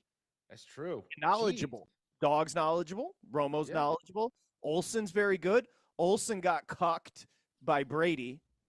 I mean, Brady, he does not move the needle in the booth. If we're being no, we look. Sometimes you don't want the elite guys in there. They just don't know how to explain it to everyone else. And Tom Brady, he got better as the year went on, but you're not into it when he's doing the game. You're just not into it. I always see his partner Burkhart when I'm walking my dog, and I always stop him and ask him, "Hey, truth serum, You want Brady? You want Olsen? Now, he's going to say Brady is going to bring more eyeballs to his broadcast, but who would you like? Who would you like to sit there and talk ball for 3 hours with? Am I not mistaken? Did we at one point have a three-man booth of Burkhart, Charles Davis, and Greg Olsen? I feel like that was like his first year, and him and Charles Davis was a great booth. That was a great booth. Charles Davis, nice guy. Nice guy, I would say. I like him. Yeah, I hear you, because he writes you back. No, he doesn't anymore, but I like him. Oh, he's big time. He's big timing you. Yeah, I think CBS is big timing everyone.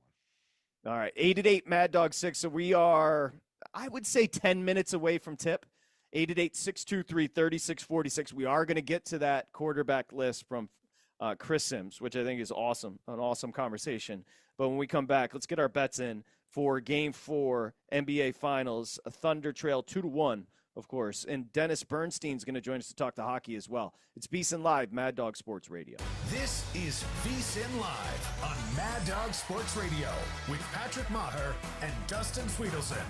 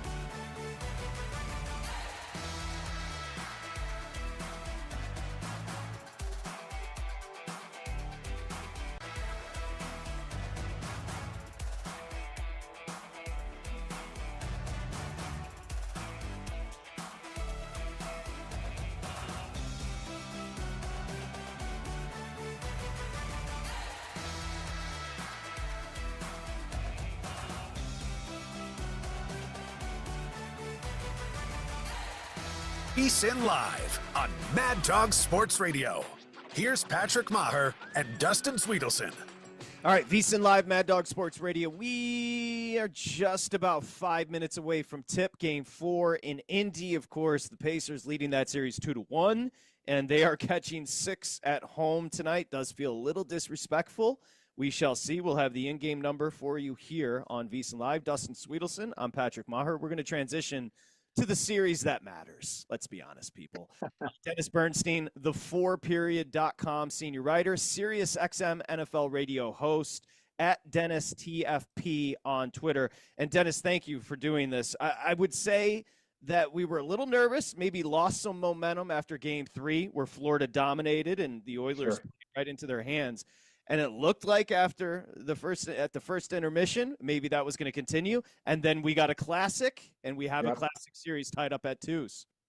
Yeah, Patrick, I think the lock bet was this series going over 5.5 games. I got in on that early. We're having a classic, and it's different because I think we're going 7 again like last year, but it's a different type of 7, right? Last year, Panthers went up 3-0. Oilers came out of a big hole to get a 3-3, couldn't get it done in game 7. This is different. I think this would go back and forth. I think the home teams are going to hold serve here, so I think we're still going 7. But it's been a classic. The overtime games, Leon Draisaitl setting a record for most overtime goals in a playoff run. Calvert Pickard coming out of nowhere to win another game. You know, if he wins out, Patrick, he's going to be 9-0. Like if he wins the next 2 games, and it's crazy to say, I think he's 100-1 to win the Conn Smythe.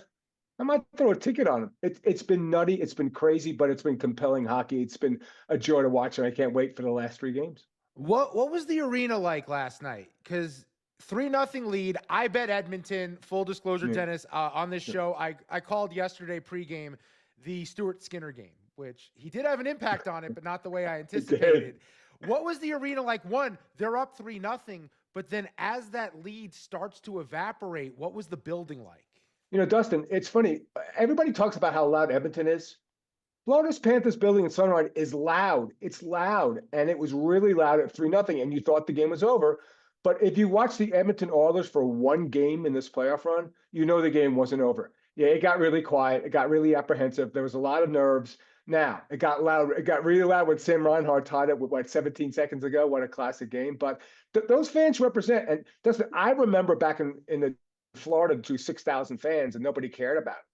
And now we'll talk about state taxes and how it's unfair. So it was loud. It was a good amount of Edmonton Oiler fans in there, but it wasn't the way they wanted to end. And, you know, with a couple of bounces of puck, Dustin, it could have been a sweep. It could have been 4-0 for the Florida Panthers, but here they are. Now they lost home ice advantage. The momentum's back with the Edmonton Oilers, but I don't buy this momentum, you know, from game to game. You can see it. Every game's a different game. And now we've got 2-2, and we've got a best of 3 with Edmonton having the home ice. Yeah, Dennis, and Pickard was amazing in the game last night, was part of the reason they won it, obviously. Big saves in the third, big saves in overtime. But I do wonder with Knobloch, like, what was the justification for going back to Skinner in the first place? You yanked him in game 3. My assumption is you go to a very good goaltender in Pickard. What did you think of that move? I think that because I don't think – let's be real here. Neither one of these teams is a good defensive team. We've seen it now. Like, if you're not betting over the rest of the way, you're crazy, because these games are going to go over. So, and even last night when he pulled Stu, he said, look, it wasn't his fault. And it wasn't. They played crappy defense. They took stupid penalties.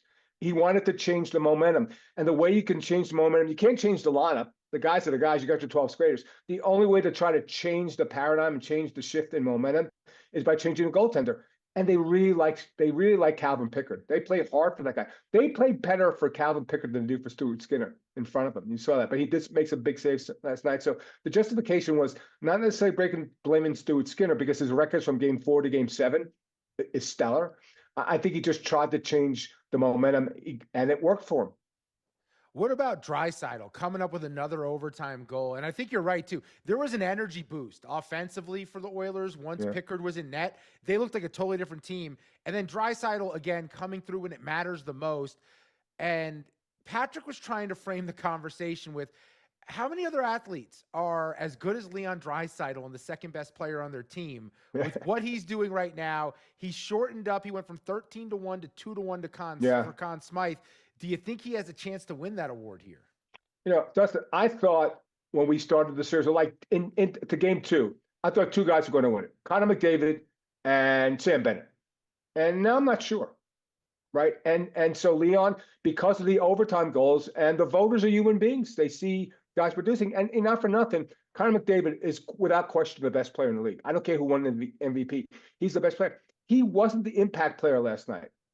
Leon Draisaitl was, and he has an opportunity. If Melblock's going to play Leon and Connor on separate lines, he can drive play on his own line, so he's not really subservient to Connor. So he has a legit shot to be the more productive player. So am I surprised that Leon went down to 2-1? No, I voted him number 1 for MVP.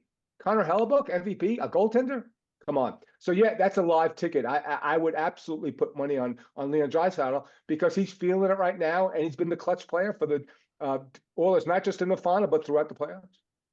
Dennis Bernstein joining us, Sirius XM NHL radio host. So you said it. My assumption is we go 7 like we did last year. Yeah. So let's move ahead to game 5. Do you have Edmonton holding home ice there? I do. I think this is going to be a home ice series. I like the home teams in 5 and 6, Patrick. I'm not sure about 7 because 7's a coin toss. And the Panthers will be ready, and they've been there before, and they won a game 7. But I think they hold serve in front of that crowd's going to be nuts. After what happened in game 4, tomorrow night here at Rogers Place, it's going to be crazy. So I think they find a way to hold serve. They have to be better. They have to be smarter. But I think this is going to be a home series right now. So I'd lean towards the home teams in 5 and 6, and then your choice in game 7. And then obviously we're going to have to go back to Sunrise, right? And here, tell me if this is a crazy thing, but I've heard a few people bring it up now. The ice is different down there because the humidity. Does that really impact the game from what you can tell? Well, I'm pals with Kevin Bieksa, who's on Hockey Night in Canada. And I asked Kevin about that. Dustin, you're right about one thing. They play differently down there. But they had an ice technician go and measure the temperature and the humidity of the ice. It's exactly the same as it is in Edmonton. It's exactly the same. So you might think that, and maybe the Panthers think that, playing in that arena and rink and with their home crowd. I thought it was the case, but they're just a better team. They're a more confident team. Maybe it's the line changes. In hockey, the home team gets the last line change, so the matchups favor them. So I think maybe it's the confidence of the Florida Panthers and the fact that they get last change and they can mix and match a little better against Connor and Leon. So I thought it as well, but apparently it's the exact same ice with respect to the temperature and humidity, both in Edmonton and Florida, which is crazy because we all know how humid it is in Florida. Dennis, you mentioned it's an over series. I mean, we've had 4 straight over a goal and a half, so 2 or more in the first period alone. Yeah. As a hockey purist, do you like seeing the back and forth action and all the goals, or would you rather see a more defensive game? Well, if you're a hockey purist and like a defensive game, you probably like you're back in the 2000s, like 2001, because it's not like that anymore. There's too much skill, there's too much speed, right? So I like scoring. I like the fact that teams can come back. Patrick, let's be real. 10, 15 years ago, you're up 3-0 in the first period. You're not coming back. It's the first time it's done since 1919. But because these guys are so talented, it can happen. So I like the overs. I like because the best defensemen aren't really playing that well. Bouchard's an offensive defenseman. It's funny. Last night, Matthias Ekholm, who's their best defenseman, wasn't on the ice for the last 2 minutes of the game, protecting a 1-goal lead. That was really weird. And Aaron Ekblad, who's their best defenseman, had a rough game last night. He got beat a lot. So I think this is going. I like the overs late in the third period overs. I like that too because you saw it last night. And you go goal over a goal and a half in the third periods because these teams can come back. No lead is safe. So I love the overs in the game overall. These teams are really good in the third period and they find ways to score. And plus with an empty net goal. So I actually like the overs in the third period as well. But I still think there's going to be a lot of scoring. Patrick, I don't think we're seeing a 2-1, 3-1 game for the rest of the series. No way. No shot. I'm with you. I see this going 7. I want it to go 7. It feels like we could be on the verge with back-to-back years of the same matchup, Dennis, where this could be like one of the new rivalries in the sport. It's weird. It's Edmonton. It's Florida. But on the Panthers specifically, if they finish the job and we look at this roster, the way it's constructed right now, I mean, is this as deep a team as you've ever seen covering the sport? Yeah, well, if Brad Marchand stays. Brad Marchand's a Hall of Famer. He's playing on the third line. It's actually been their best line with Lusteronen and Lundell. And if they win, Dustin, so what does that mean? 2 cup wins, and they went to the cup final and lost to Vegas. That's a dynasty in the modern era, right? So, so if they can keep Marchand here, I assume Stan Bennett, who's been great, who could win the Conn Smythe, is going to stay in Florida. Maybe $8 million for 8 years because he can't get 8-year term from any other team. If they can keep those two guys, yeah, Bobrovsky still looks great. The coach is great. It's a great place to live, a great place to play. There's not a lot of media, so the players aren't bothered. So yeah, we could be on the verge if Florida does find a way of as close to a dynasty. Look, it's not going to be like the old Montreal Canadiens, the Islanders winning 4 straight. This is close as a dynasty as possible. But the Edmonton Oilers is going to have a lot to say about that in the last couple of games. Dennis, a lot has been made about the travel from Florida all the way up to Edmonton, short rest. We were talking a little bit about that before we brought you on. Is it brutal? You've done it. What is the travel like? Okay, so it was brutal for my partner, Dave Pagnotta, last year. After game 2, I left at 6:30 in the morning from Fort Lauderdale. He left at 9. There was a storm. It took him 32 hours to get to Edmonton for game 3. Okay, it hasn't been that bad. Believe it or not, fellas, it hasn't rained in Florida for 4 days. So it is brutal, though, because today I flew through Denver. It is tough. It is brutal. You're talking about 5-hour flights. You're talking about 2 time zone changes. You're talking about different atmosphere and climate because we're in the prairies here in Alberta and we're by the water and the humidity in Florida. So it's tough on these players. And the physicality of the series, add it all up. These guys earn every penny. They deserve every penny. They're going to be so spent at the end of this. They need the time off. But it is a challenge, Patrick. Absolutely a challenge because it's a lot of time in the air. It's not a lot of time. There's 1 day between games because they don't want to conflict with the NBA between game 4 and 5. That's not really optimal as well. So it is a big challenge and ultimately could affect one of these teams when we get to a game 6 or a game 7. Yeah, I guess if figuring out who's going to win comes down to a couple schools of thought. One, Panthers plus 105 on the road, Oilers minus 125. Dennis, do you fall into the wisdom of Edmonton gets to go back home where they're comfortable in front of their home crowd, or Florida, hey, it's a business trip. You have no distractions. It's just lock in and go and play the game. Well, I think Florida's going to look at it this way. All we have to do is win 1 game in Edmonton, and it might not be tomorrow night, right? So I think Dustin, if they lose tomorrow night, they're comfortable going back to Sunrise and getting game 6. And then we'll take our chances in game 7. And both these teams, if I told you in October, 1 game to win it all, they would sign for it. So I like Edmonton tomorrow night because just the way they rallied. It wasn't like, okay, it was a back and forth game. They came out of a big hole, found a way to win, and now Calvin Pickard, who they played really in front of, and yeah, he makes some big saves, but he also had that crossbar. Sam Bennett almost won the game, hit the crossbar, and that had nothing to do with Calvin Pickard. So I just like Edmonton tomorrow night because I just think they'll ride the impetus of that win, that great comeback win in the home crowd. So I like tomorrow night. But again, if it goes 7, get your coin out, flip it, and pick the team that you like for game 7 if it goes that far.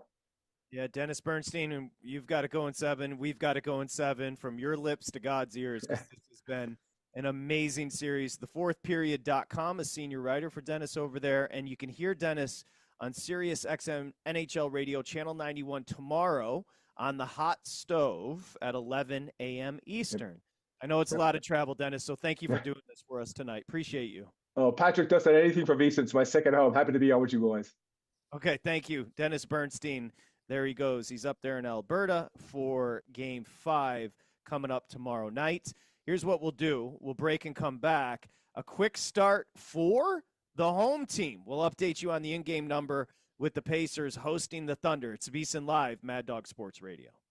This is VSiN Live on Mad Dog Sports Radio with Patrick Meagher and Dustin Swedelson.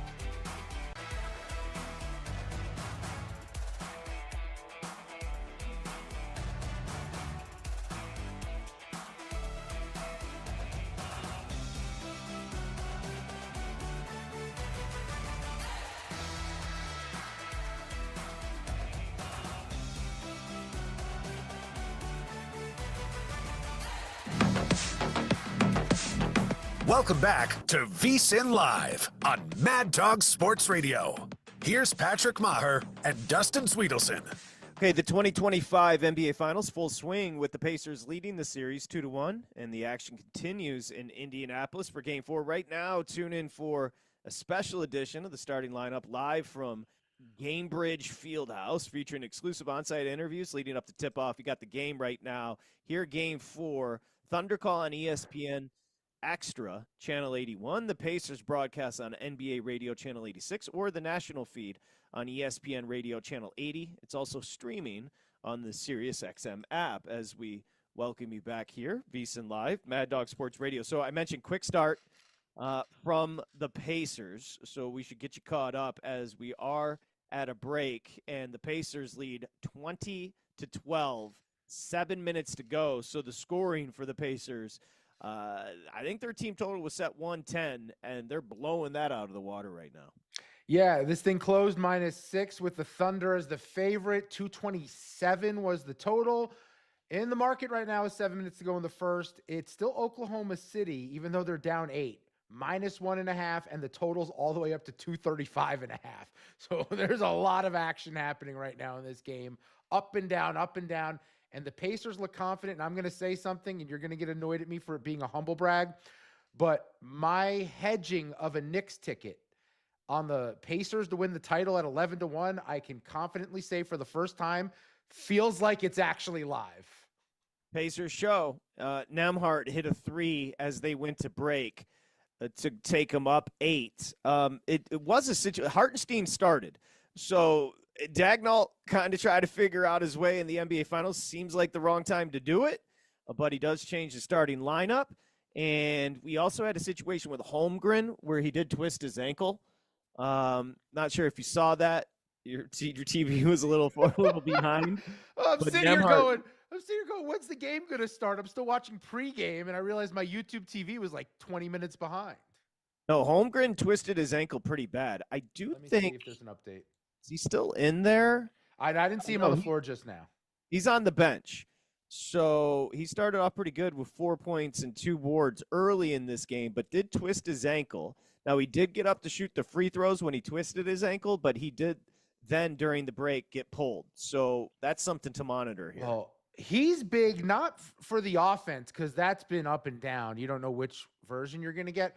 But the defense, just like he doesn't have to block a shot, but his presence and the thought that he could has been really good at limiting Indiana at times from getting to the lane. And I thought a big difference in the last game was Halliburton attacking the paint and setting everyone else up around him as the Thunder converged.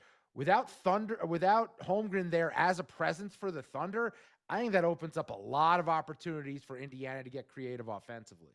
The Pacers are buzzing right now. Caruso with a gross behind-the-back turnover, and then Toppin gets a 2 back the other way. Williams comes back with his own 2, so it's 24-17. But if you're just going vibe, if you're just going feel right now, you have to be comfortable with where you sit with the Pacers. That's what I would say. Right now they feel like the better team, though they did just turn the ball over, as I said that. So we shall see. Yeah, they look confident, though. They are not scared of this team. They do look confident. So we'll keep you updated. And I think the Holmgren angle, even though he has fallen off in the fourth quarters here, but something to pay attention to because he brings so much to that Thunder team defensively. All right, 888 Mad Dog 6, 888-623-3646. Let's talk the finals with our buddy Sean in Texas. Hi, Sean.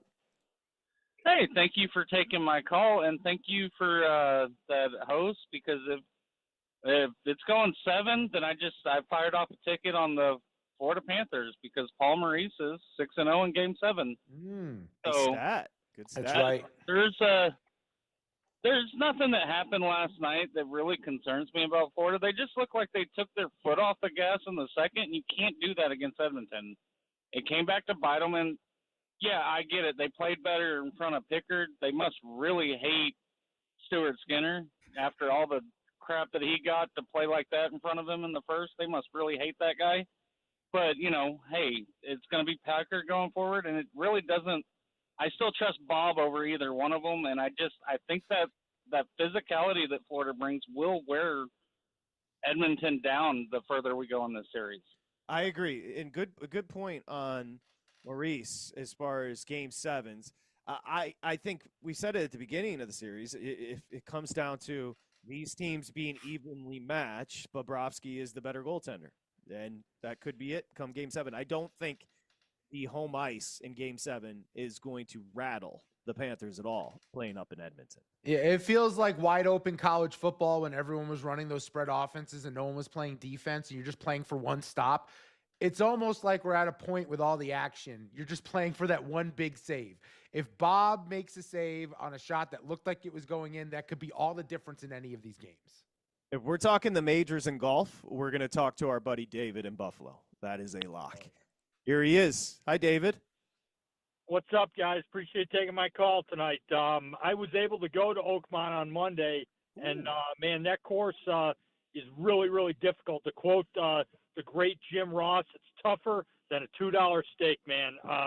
I mean, this course right now, I mean, I tell you, the rough is so deep there, you can't play out of it. I mean, there are so many guys that struggled today. The only thing that might save these guys is if it rains and the conditions are soft. But, I mean, to me, I don't know who to favor. I mean, I think Adam Scott winning it would be a really cool story.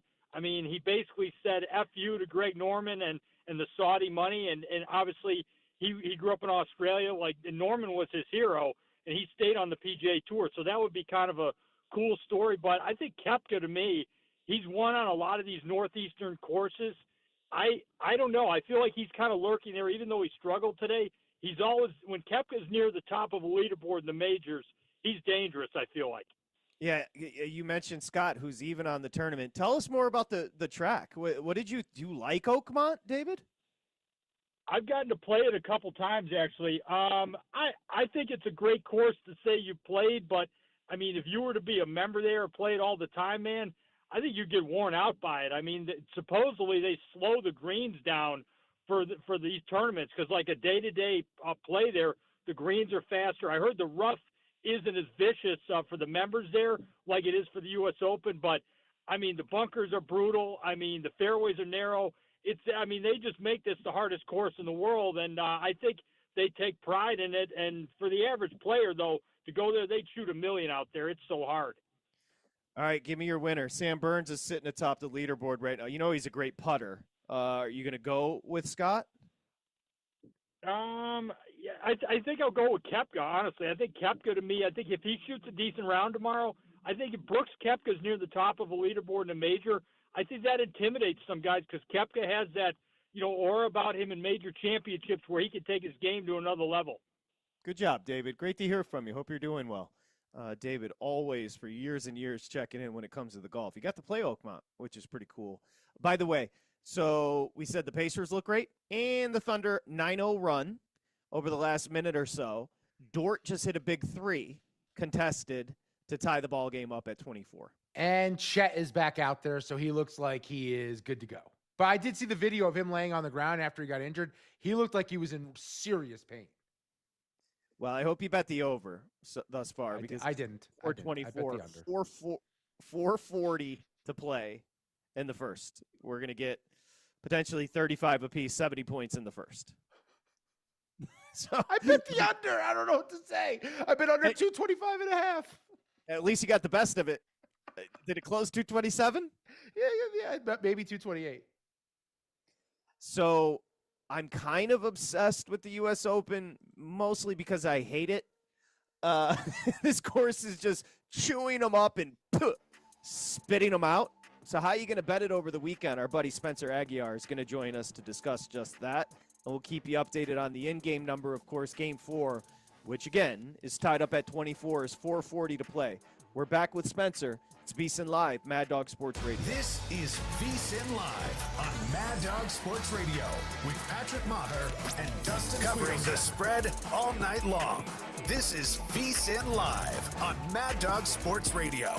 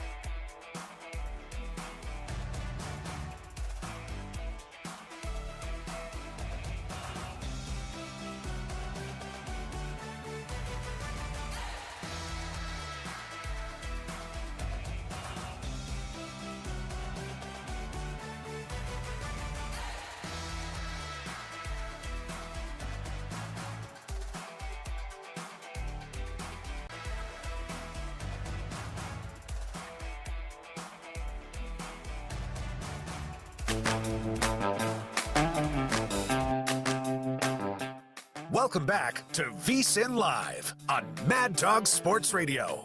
Here's Patrick Maher and Dustin Swedelson.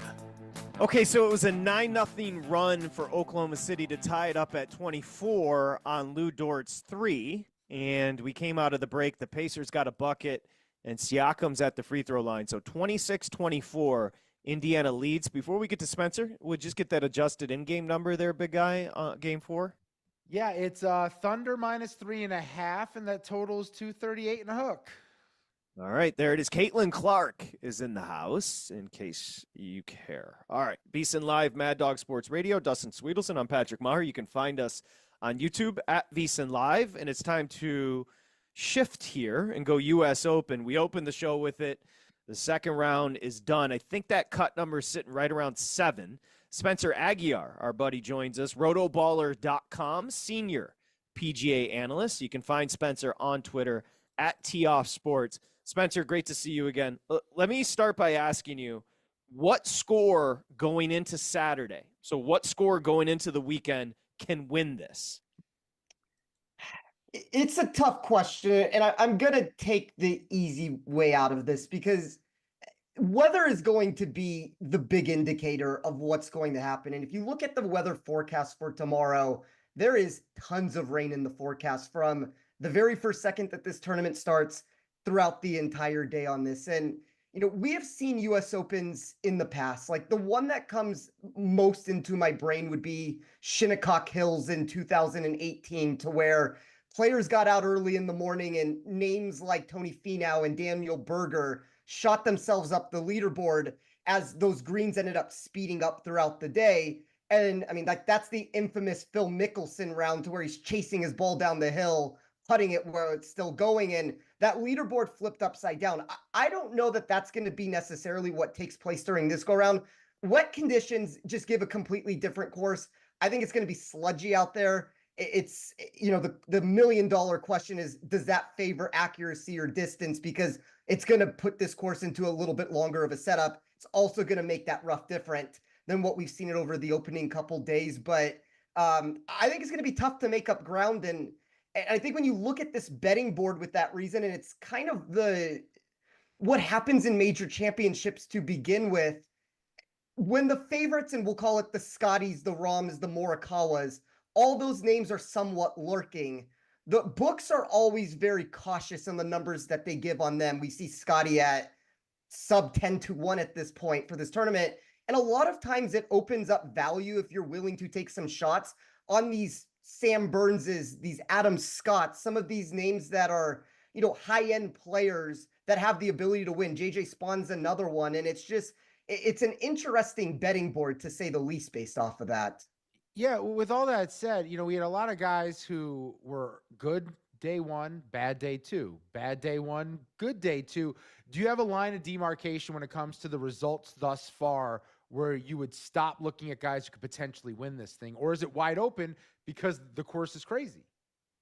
I mean, I still think that you could theoretically win this if you're 4 over par, which obviously puts you in that Scotty Scheffler sort of a range with it. But like the original conversation with Scotty that I even brought up, it's one of those unfortunate spots with just the way that the books do it. You get a sub 10-1 number on him. It doesn't mean that he can't end up winning this golf tournament. It's just value is not there at that price. He's 23rd in the tournament. My model thinks he should be in 46 based off of the way that he's played over the opening 2 rounds. And that is not necessarily the prototypical standard result that you would get from Scheffler in these spots. So, I mean, I do think that if you can somehow, you know, at 4 over, you get yourself to 1 or 2 over tomorrow, and this leaderboard kind of just stagnates at the top, and it's 3 under, 2 under, 1 under even, then all of those names are still in the mix of it. But I kind of lean with the original answer that I gave. I think that the betting value at this point is probably at the names at the top.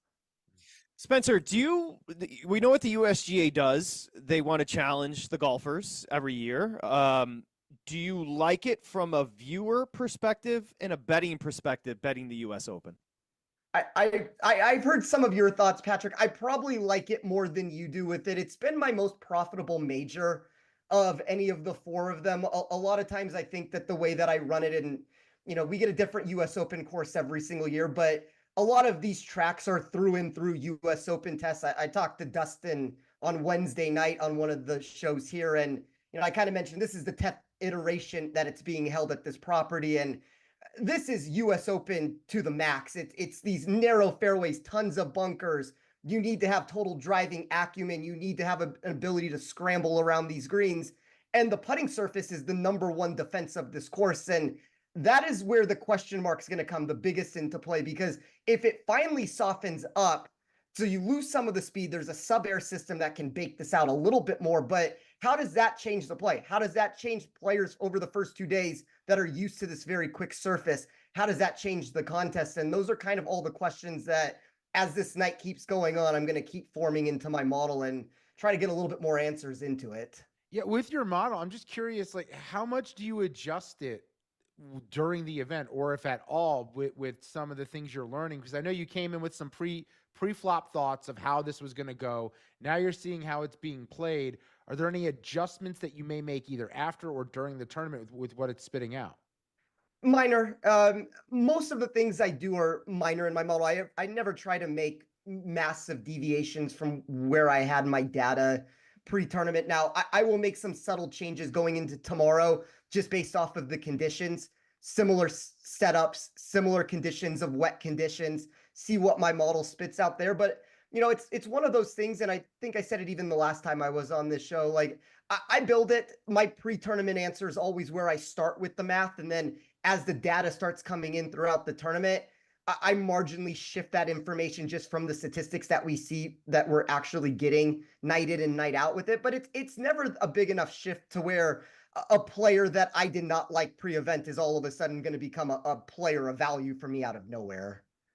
Our buddy Spencer Aguiar joining us talking U.S. Open, Oakmont Country Club. So Saturday, Sam Burns went 65. I mean, you can tell me, I think he's the best putter on tour by the numbers. He feels like he hits everything.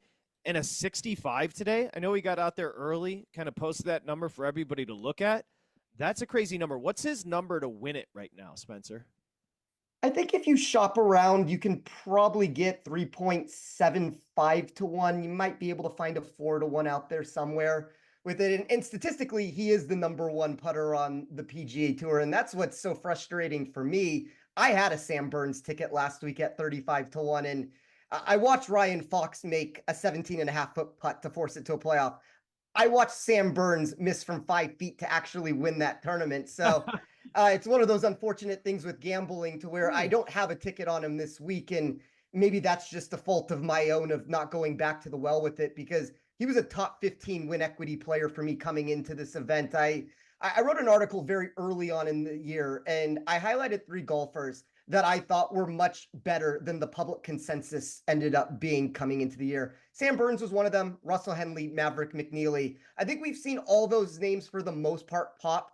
And I think that the sentiment around them right now, maybe outside of Burns after what he did last week, win a major, all of the sentiment changes around you. But I think all those guys have pushed positively in the right direction. And, if the market wants to overcorrect to what it saw last week with Burns, I'm not saying he's going to necessarily win, but if the market wants to overcorrect because of him not getting across the finish line, like, that is kind of where value comes into play on some of these spots. So I would probably rather wait to get involved in this market until Saturday night. Like, I'd like to see one more day and kind of jump into it then. But I don't think it's going to shift a ton either, unless one of these guys just really runs away from the field. Spencer, Brooks Koepka was 60 to 1 coming into this thing. He's won 2 U.S. Opens. I'm looking, he's right now tied for 8th, and his odds are still 22 to 1. What is it about his game that fits this? Even when he was struggling coming in, he still somehow performs at these Opens. Statistically, he's playing great this week. I had him at the Masters. That was one of my tickets, and obviously he did not perform during that tournament. And I think people jumped off of him entering this week. But you look at him round 1, he gained across the board in every strokes gain metric. You look at today, 2.33 strokes gained with his approach. Lost a little bit off the tee, but he's just a superbly great driver of the golf ball at his very best. And that's kind of the answer that I gave you, Dustin, about Jon Rahm. These quality drivers of the golf ball have a chance to bludgeon this course. And when you are long and you are straight, that is the recipe for how you win a US Open. So, look, Koepka should be top 12 in this tournament. I don't think anything about this is fluky. And we know that, he might want to call himself the big game hunter, and we haven't necessarily seen it in a while. But anytime this guy is on the leaderboard, it is a real threat that he can put the pieces together. Spencer Aguiar, rotoballer.com senior PGA analyst, has got his own formula there. He does a great job at Tee Off Sports. NBC was focused on a lot today, DeChambeau and Schauffele. This is how difficult it is. DeChambeau just won the U.S. Open last year. He didn't make the cut. Schauffele, who is a grinder, he makes every cut. He was horrible today. I'm watching the golf, and I'm just like, this is humbling. So those two, at 6 over, you have to think Schauffele's out of it. Let me ask you about a guy that I'm being very selfish, Spencer, because I have him big in top 20 and big in top 10, and that's Keegan Bradley. What do your numbers say about Bradley, who is sitting 3 over right now? I like Bradley a lot coming into this tournament. I do think he has overachieved a little bit based off of the statistics so far, but that is also not necessarily a negative answer to be given. It's kind of what I was talking about at the beginning, to where we will use some of this in tournament statistics. I'm not going to overweight and all of a sudden push a player lower into my model. So, look, through 2 rounds, I have him projected to be 50th in this field. If you look at what he's done off the tee, he's been one of the best players. He's gained over a stroke during both of the 2 rounds. And I would say that's going to be a very big statistic going into tomorrow with it. So when I look at where he should be at, he's a top 10 projected player in my model for this week still. Dropped a little bit from where he was at entering yesterday, but I still think that the statistics look very good with it. How about some guys who are currently sitting outside the top 10 that you think have legitimate chances to make a push with day 3 coming up tomorrow on the weekend, where right now maybe they're a little bit longer, where they could be a stretch, but with anything that can happen on this course, is there anyone outside that top 10 that you think could get into the top 10 that makes sense to you? So the 2 biggest underachievers right now in my model would be Colin Morikawa and Jon Rahm. Like I said, I don't know if they necessarily get across the finish line, but I do think that they are options that can work themselves up the board. Rahm specifically, if you look at him, very disappointing round from him today. He had himself in a position to really be fighting for this tournament. And that whole group between him, Dustin Johnson, Jordan Spieth, it looked like none of them wanted to be out there. They all got ice cold on each other, and it was just bad energy that went around with it. But those would be the 2 biggest underachievers. If you're looking at a name that's maybe way down far down the board, and you're just trying to find somebody for a matchup tomorrow that might be better than what the consensus would be, I think Chris Gotterup was a name. I mentioned that to Dustin before the tournament. I bet him to make the cut. I think he's playing great golf. And then a name that actually ended up making a push after starting terribly today. He went bogey, double bogey, or triple bogey might have been thrown in there. Carlos Ortiz. I think that there are live golfers that are still being underappreciated in some of the matchups that are out there. I had a matchup today of Carlos Ortiz over Rasmus Højgaard. There might be potential for names like that if you're looking for just head-to-heads moving forward. There is a name that people recognize, Spencer, and Victor Hovland, 2 strokes off the lead. What do your numbers say about Hovland going into the weekend? Yeah, my numbers like Hovland a lot. If we're looking from just a pure win equity standpoint, Burns is the favorite. Victor Hovland, according to my math, should be the second favorite. Gained 4.66 strokes approach on day 1, gained 1.24 today. And then the biggest problem with Hovland's game that everybody always wants to talk about is this around the green problem that he puts together. One of the worst players on tour around the green. He gained 4.02 strokes around the green today. That is like a career-defining number for him. So if the ball striking can remain where it is and the short game doesn't completely implode on itself, he's in a great spot to put himself into contention to win this. A name I saw people discussing a lot is Siwoo Kim coming into this thing, and I see him sitting there at number 8 tied with Koepka. From a betting perspective, Kim is still 35-1 as an outright. I'm not sure if you believe he can do anything in that market, but 4-1 top 5 plus 160 for a top 10. Do you believe Kim can keep this up throughout the rest of the weekend? Yeah, I like Siwoo Kim coming into this week. My model continues to like him as we get the results that have come in. I keep talking about some of those baseline statistics of where my model thinks a player should be. I've given this answer on the show before. For anybody who might be tuning in and listening for the first time of me giving this, what that means is I take the actual ball striking statistics that somebody has put together, and then I put their baseline stats from around the green and putting. Those are the two most volatile statistics. So I'm trying to figure out who is playing the best golf ball striking, and then who is going to be able to return to the norm, return to the mean there of what you should be getting with some of those short game statistics on similar tracks. And Siwoo Kim, if you're looking at the leaderboard, he's 2 over par. He should be plus 1.57 if we're going to the exact number there. So somewhere between 1 and 2 over par. If you look at where that is on the leaderboard, according to my math, that's 4th overall. So I think Siwoo's in a great spot to potentially continue that. And then, if we want to talk about golfers that have the whatever we want to call it to be able to dig deep, Siwoo won very early in his career at the Players' Championship. That is a big boy test to be able to go to. And I think people forget that answer as we moved over time, because a lot of people view him as this very volatile golfer that can give you any result. But volatility in the outright market is not a bad thing. Volatility gives you the ability to potentially win golf tournaments at a higher rate than the public would deem you to be able to put it together. All right, we have to talk Scotty because he is the best golfer on the planet. Your numbers don't love Scotty so far. I think Scotty, after the round, said I can still win this tournament. He's 7 strokes off the lead, sitting 4 over. What have you visually? What have you? Well, he's 8-1, which is crazy. What have you seen from Scotty, and is that much too short to bet the world's best golfer right now? I mean, if you wanted to give me 20-1, we could have a different conversation about this. To me, it's a much too short number. My biggest concern with Scotty before the tournament, and you could argue whether this has come to fruition or not, is Scotty is very exact on everything that he does. And we can call Scotty one of the best drivers in the world, which he is, but that is sometimes a negative for a course like this. If you look at this venue, a 2-yard miss off of the fairway can put you in some of the thickest rough that you have, where if you bomb it out 25 yards to the left, you can get bailed out to where it's been trampled down by the patrons that are in there. And I think for a golfer like Scotty, sometimes Scotty takes that negativity and it weighs on him because he doesn't feel like he's getting a fair result. And I wouldn't be shocked, and Scotty's very vocal about some of these things. I haven't heard this answer come out of his mouth. I've seen him on the range. He's grinding. He's trying to put it together. Scotty's a winner. Scotty is the #1 player in the world. I would expect no other answer from Scotty than he believes he's going to win this. And if he does pull it off, that is why he's going to do it, because he is an ultimate champion when we look at golf results. I mean, he's the closest thing that I have seen to Tiger Woods since I have started tracking golf, and anything is possible with it. But unfortunately, at the end of the day, it's not will Scotty or can Scotty win. Is the price worth betting at a sub 10-1 number? If Scotty wants to make history and make this comeback and win it, I will watch. I will applaud him. I will be happy to see it happen.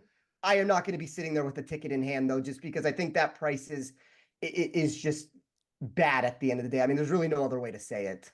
I don't know if I would bet anyone at this course when we go back there in a few years at shorter than 10-1. I may just go longer than 20-1. When you're crunching your numbers, is there anyone that just jumps out to you where their results are blowing your mind? Where you're like, hold on. How is this person doing this? Everything coming into this event didn't show that they were capable of this. Like, who are the most shocking results right now for you? That's a good question. Like big surprises that are doing well. Or doing poorly, whichever. I mean, for me, if we're looking for like the 2 names that are the biggest differences in my model of where I have them from a head-to-head ranking, of where my data is on them. Thurston Lawrence, really not much you could find from him. He's missed a million cuts in a row coming into this. And I mean, he had the lead for a second today. Like, he got to 6 under par and he went backwards with it. I would kind of anticipate that we probably see a similar answer that occurs over the next 2 days. I would probably say Chris Kirk. I thought at the end of the day that the driving wasn't going to be good enough for him to be able to put it together. You look at Kirk specifically, I talk about those baseline numbers. He should be in 107th place. So he is the biggest overachiever that I have. Like, my model thought he should have missed the cut based off of what he has provided. So like, that's probably in theory another candidate if you're just trying to look for somebody to take on in a matchup. Like, a lot of what he has done, he lost off the tee and approach on day 1. gained 2.5 strokes with his short game. You look today, he was a little bit better with his ball striking, but then he gains 4.5 strokes with his short game. I just don't think that that's a recipe over 4 days at a course that's as difficult as this. Okay, last one for you, Spencer. You mentioned most likely going to rain in Pennsylvania there at Oakmont tomorrow. As a bettor, how do we use that information moving forward? I mean, I would, if you are a live bettor and you want to see how this course plays, I would see what happens early on in the morning. How are players reacting? What does this course actually look like? Are these greens so much slower than they were before? What happens when a ball goes into the rough? Does it become impossible to gouge it out of it? Does it make it easier from some reason? I can't imagine it would make it easier to miss a fairway, but this course is going to extend because of this rain and the softness with it. I think it's something, though, as gamblers and as people that put in bets, there are always moving variables, and you have to be very cognizant of that fact because there are those moving pieces. And if you always stick in, you guys asked the question at the beginning, how much do you change the data? How much do you change some of the numbers as you move along? It doesn't mean that you need to make massive discrepancies from where you were at, but you would be doing yourself a disservice if you don't at least make small deviations from where you were, where your numbers were at early on. So I would be very focused on how does this course play early. I would see when these guys go out, is it a gettable course? Does it look like it's going to remain gettable? Is the rain in the forecast something that's going to stick, which at this moment it looks like it is? If all those answers, once you start getting them, you can kind of start formulating answers from the outright market there and kind of have a little bit of an easier path forward with that. Spencer, my man's going to be in the lab all night with the models, trying to figure out rounds 3 and 4, U.S. Open at Oakmont. You can find Spencer Aguiar, rotoballer.com. He's a senior PGA analyst.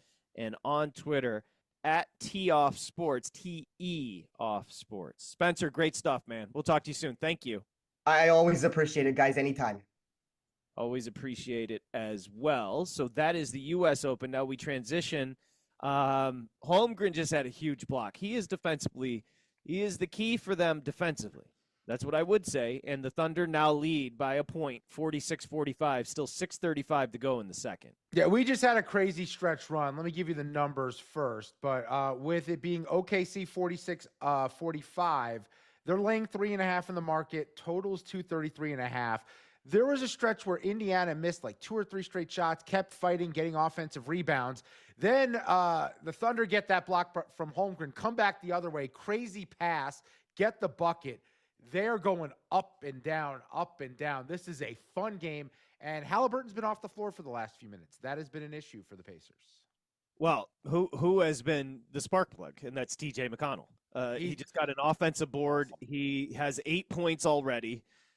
He's got an assist already, so 8 points in 10 minutes for McConnell. He's been incredible. That is that's indicative of this roster construct, that type of player. And what I was realizing is so massive about McConnell, because he's a veteran, because he's been doing it for so long, it's kind of a young second unit, right? They got Ben Shepherd. They have Benedict Mathurin. Those are 2 young players that need to be calm. You could tell McConnell is like that calming force when he comes into the game for the young guys to lean on. He's going to be in the right spot. He's going to set them up properly. He's going to run the offense the right way. McConnell is so good right now. I think he's going to end up getting some more playing time. Yeah, he should. He deserves it. You mentioned Halliburton on the bench has done nothing thus far. On the other side, Williams leads the way, as he did in Game 3 for the Thunder with 12 points. SGA has 10. Holmgren already has 6 boards, has 6 points, and he just had a big block. Caruso has 9 off the bench for the Thunder. We'll keep following Game 4 NBA Finals. And we come back, Chris Sims has revealed his top 10 quarterbacks heading into the 2025 NFL regular season. We shall debate. Who are your top 10? 888-623-3646. It's VSiN Live, Mad Dog Sports Radio. This is VSiN Live on Mad Dog Sports Radio with Patrick Meagher and Dustin Swedelson.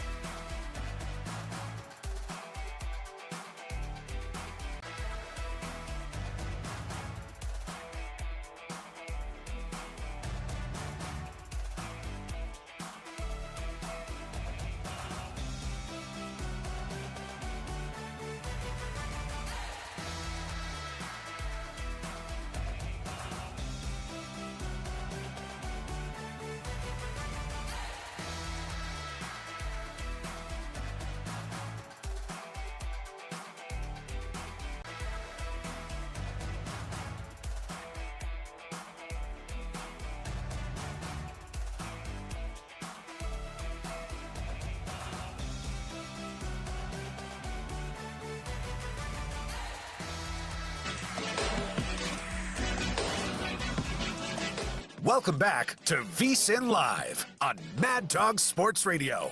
Here's Patrick Maher and Dustin Swedelson. Hold on, I gotta hear this. This dude, what's his name? Crawford or whoever, the ref? Hold on, let me just see what he says here. Of course. Yeah, this was obvious. Yeah. All right, so I said it in real time. What's poppin' Obi Toppin', which should be his nickname. What's poppin' Obi Toppin'? So Caruso gets a steal. Your boy Isaiah Ramirez not happy with the basketball game. Naismith over there in New York City, Mr. Raptor.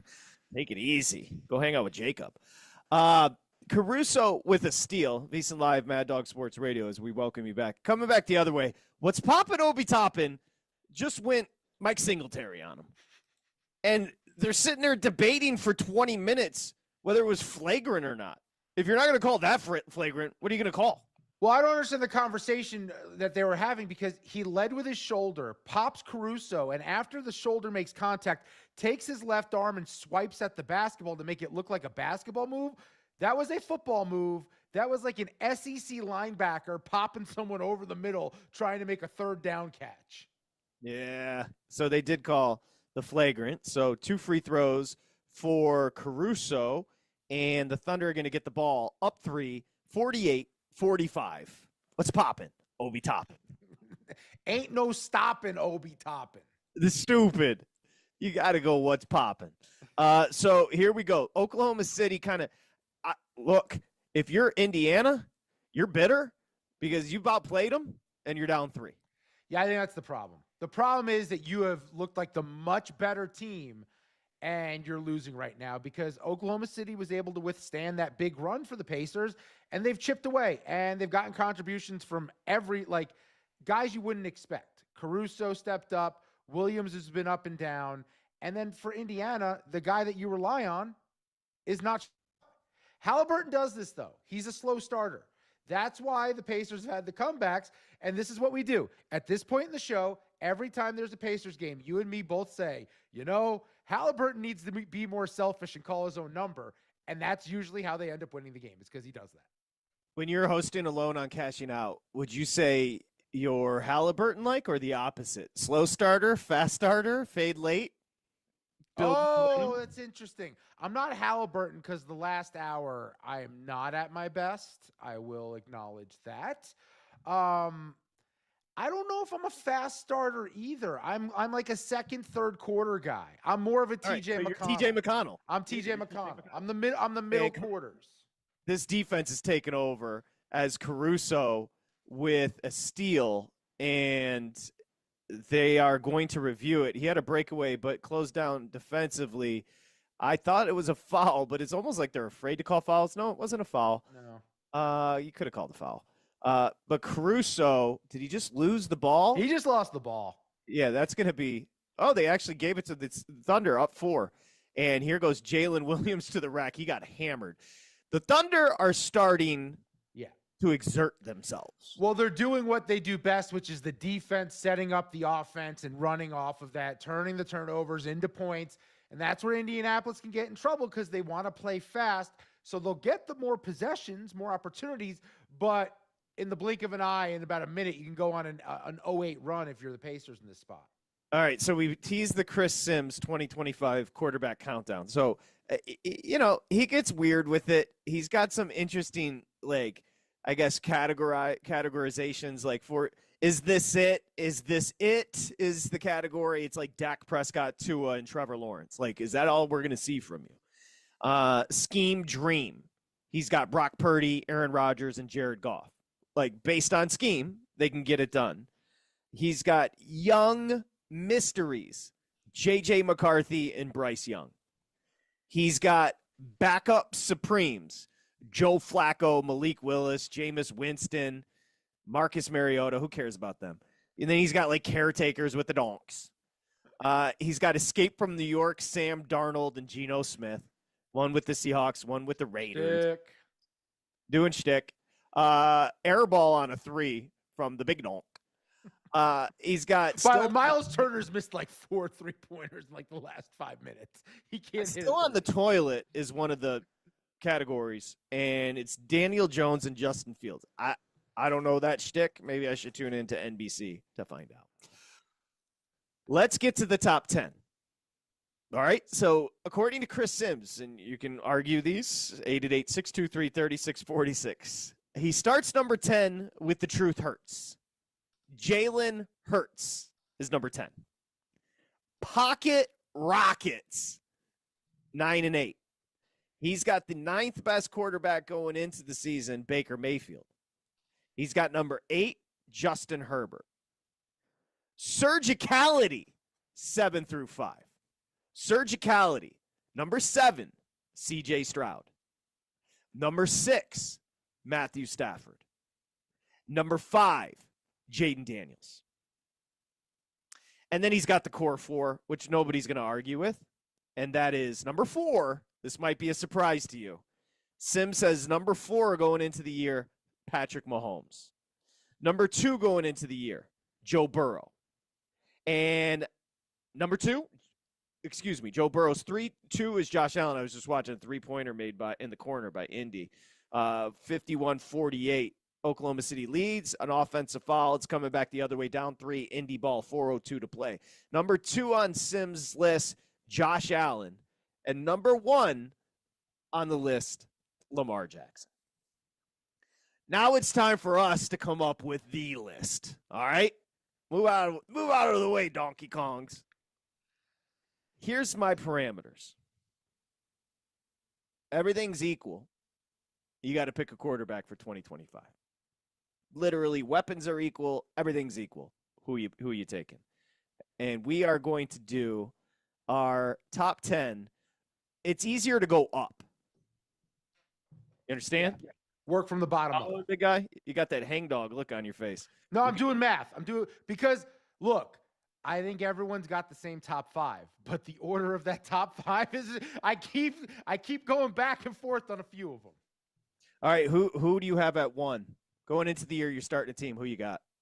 Well, I have to be consistent here and say Lamar Jackson because my point on Lamar is if I place him on any team in the NFL with the rosters as currently constructed, whatever team Lamar's on will be in the playoffs. And I can't say that for every quarterback. Because I believe Lamar is that good, he lifts everyone around him. Lamar would be my number 1. My number 1 is Joe Burrow. Interesting. I think he's super underrated. And he's rated in the core 4 here. He's number 3 on the list.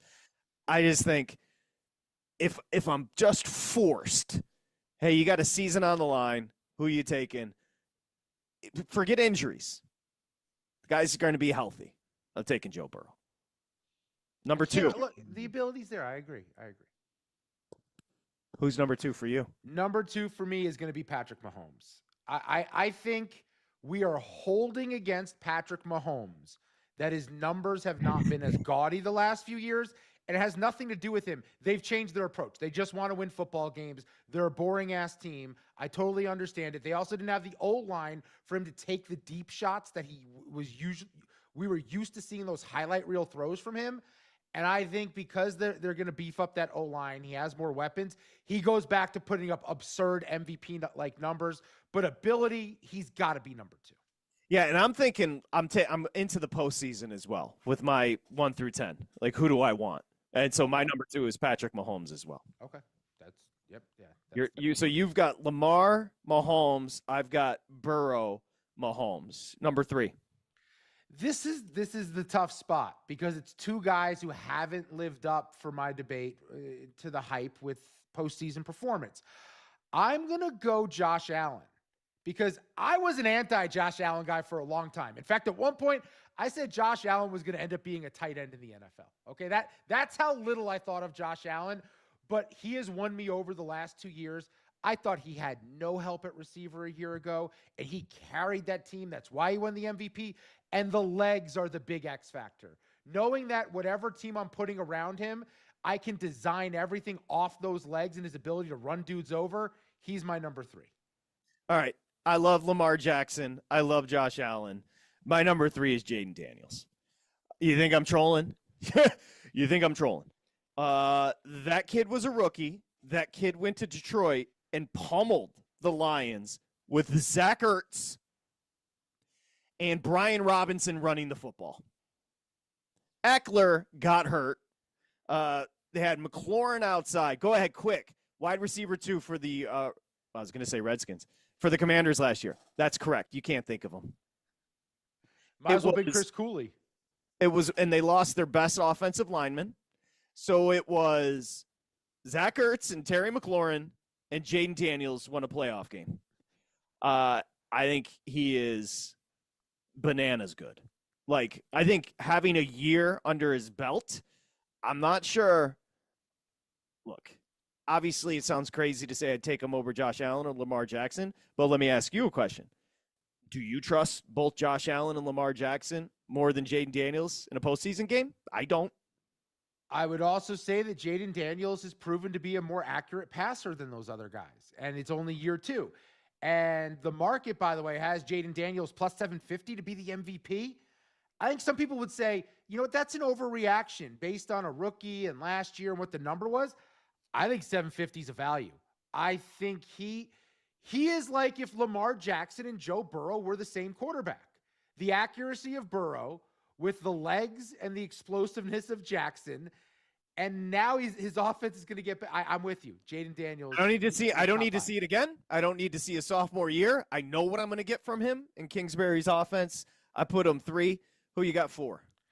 My number 4 will be Joe Burrow, and it feels disrespectful to your boy Jaden Daniels, but there's an accuracy that comes with the way that Joe Burrow delivers the football that I don't think other quarterbacks just have that ability. I think it's just something he was born with, and I think when you build an offense around Joe Burrow, you always have a chance to beat any quarterback on the other side. Yeah, my 4 and 5, obviously, it's either Allen or Jackson. I'd prefer watch Jackson. I'll put Allen 4 and Jackson 5. My number 5 is Daniels, and I'm with you every step of the way. I think there's a significant drop-off from 5 down. I think Daniels is just scratching the surface. I think the thing that we're not factoring in when projecting what that Washington offense can be is that Cliff Kingsbury built everything from the ground up for a rookie. Well, now there's a whole offseason. Now he can learn. Now they can make things a little bit more complicated. He's obviously got it up top, right? He's got the brain. He understands how to play the position. Now you're going to give him more wrinkles, more abilities to show off what he can do offensively. I think Jaden Daniels last year, dude, that was like in 3rd gear. We're going to a higher gear this time. I agree. Yeah, I'm right there with you. Listen, number 6 for me is easy. Matthew, I actually think Matthew Stafford's closer to that group than you do. You're probably right. Stafford's so freaking good. He was great in the snow in Philly. Yeah, by the way, he's 45-1 to win MVP. I know I just said there's a drop-off, but I do think he's very much live for MVP this year. Part of that's the McVay system. Part of that's the addition of Devontae Adams because Cooper Kupp could not move a year ago. Stafford still got 2 years of being a legit quarterback in the league. I may have misspoke with a huge drop-off. Okay, so do you have Stafford 6 then too? Yeah, Stafford has to be 6. Look, this is where the drop-off happens. We could probably debate 7 through 10. We could probably debate 4 spots, 8 guys in this spot. All right, so here's what Sims has. He has Stroud 7, Herbert 8, Mayfield 9, Hurts 10. Who do you have 7? Yeah, I'm going to eat my words about Justin Herbert. I just think the ability is all there. All the skill. Like last year, what they ran as an offense, his numbers may not have been as crazy as years past, but that's because Harbaugh was playing that run game. He was playing the possession game. He was trying to limit the opportunities for the opponent because they didn't have any weapons, and he still was really, really good. I still believe in Justin Herbert. I think that skill set's crazy. If we're just going off the potential and the ability of what he could be, Justin Herbert's the only guy I see left on the list that could put himself into the top 5 one day. So that's why he's my number 7. I'll make 7 through 10 easy. I'm going to put Hurts 7. We have to respect what he just did. I'm going to put Herbert 8, Mayfield 9, Stroud 10.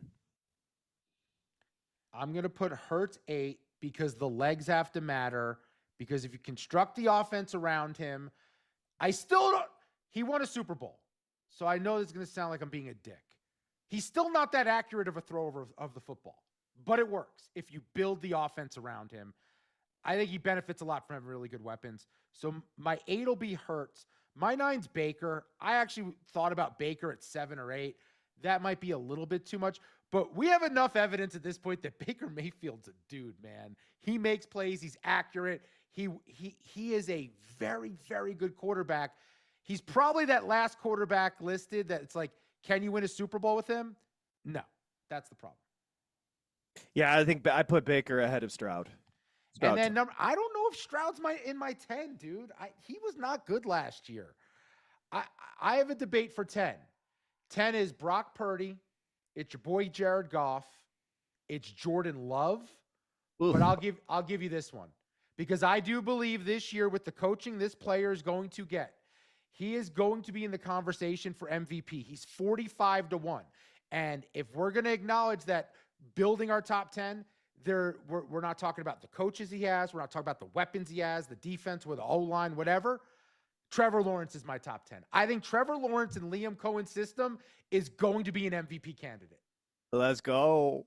Hey, well, you know what's ironic? So Obi Toppin had the flagrant. Now Obi Toppin is, because he drove hard to the basket, he got whacked on the dome piece. And so flagrant for him. 55-53 makes the first. So one more free throw, then it's going to be Pacer ball. If you're like me and went with the double result, Thunder. Oh, he missed it. Thunder first half, Thunder full game. This is getting dicey. I need the Thunder to win this half. Well, he missed the second free throw, so that helps you out there.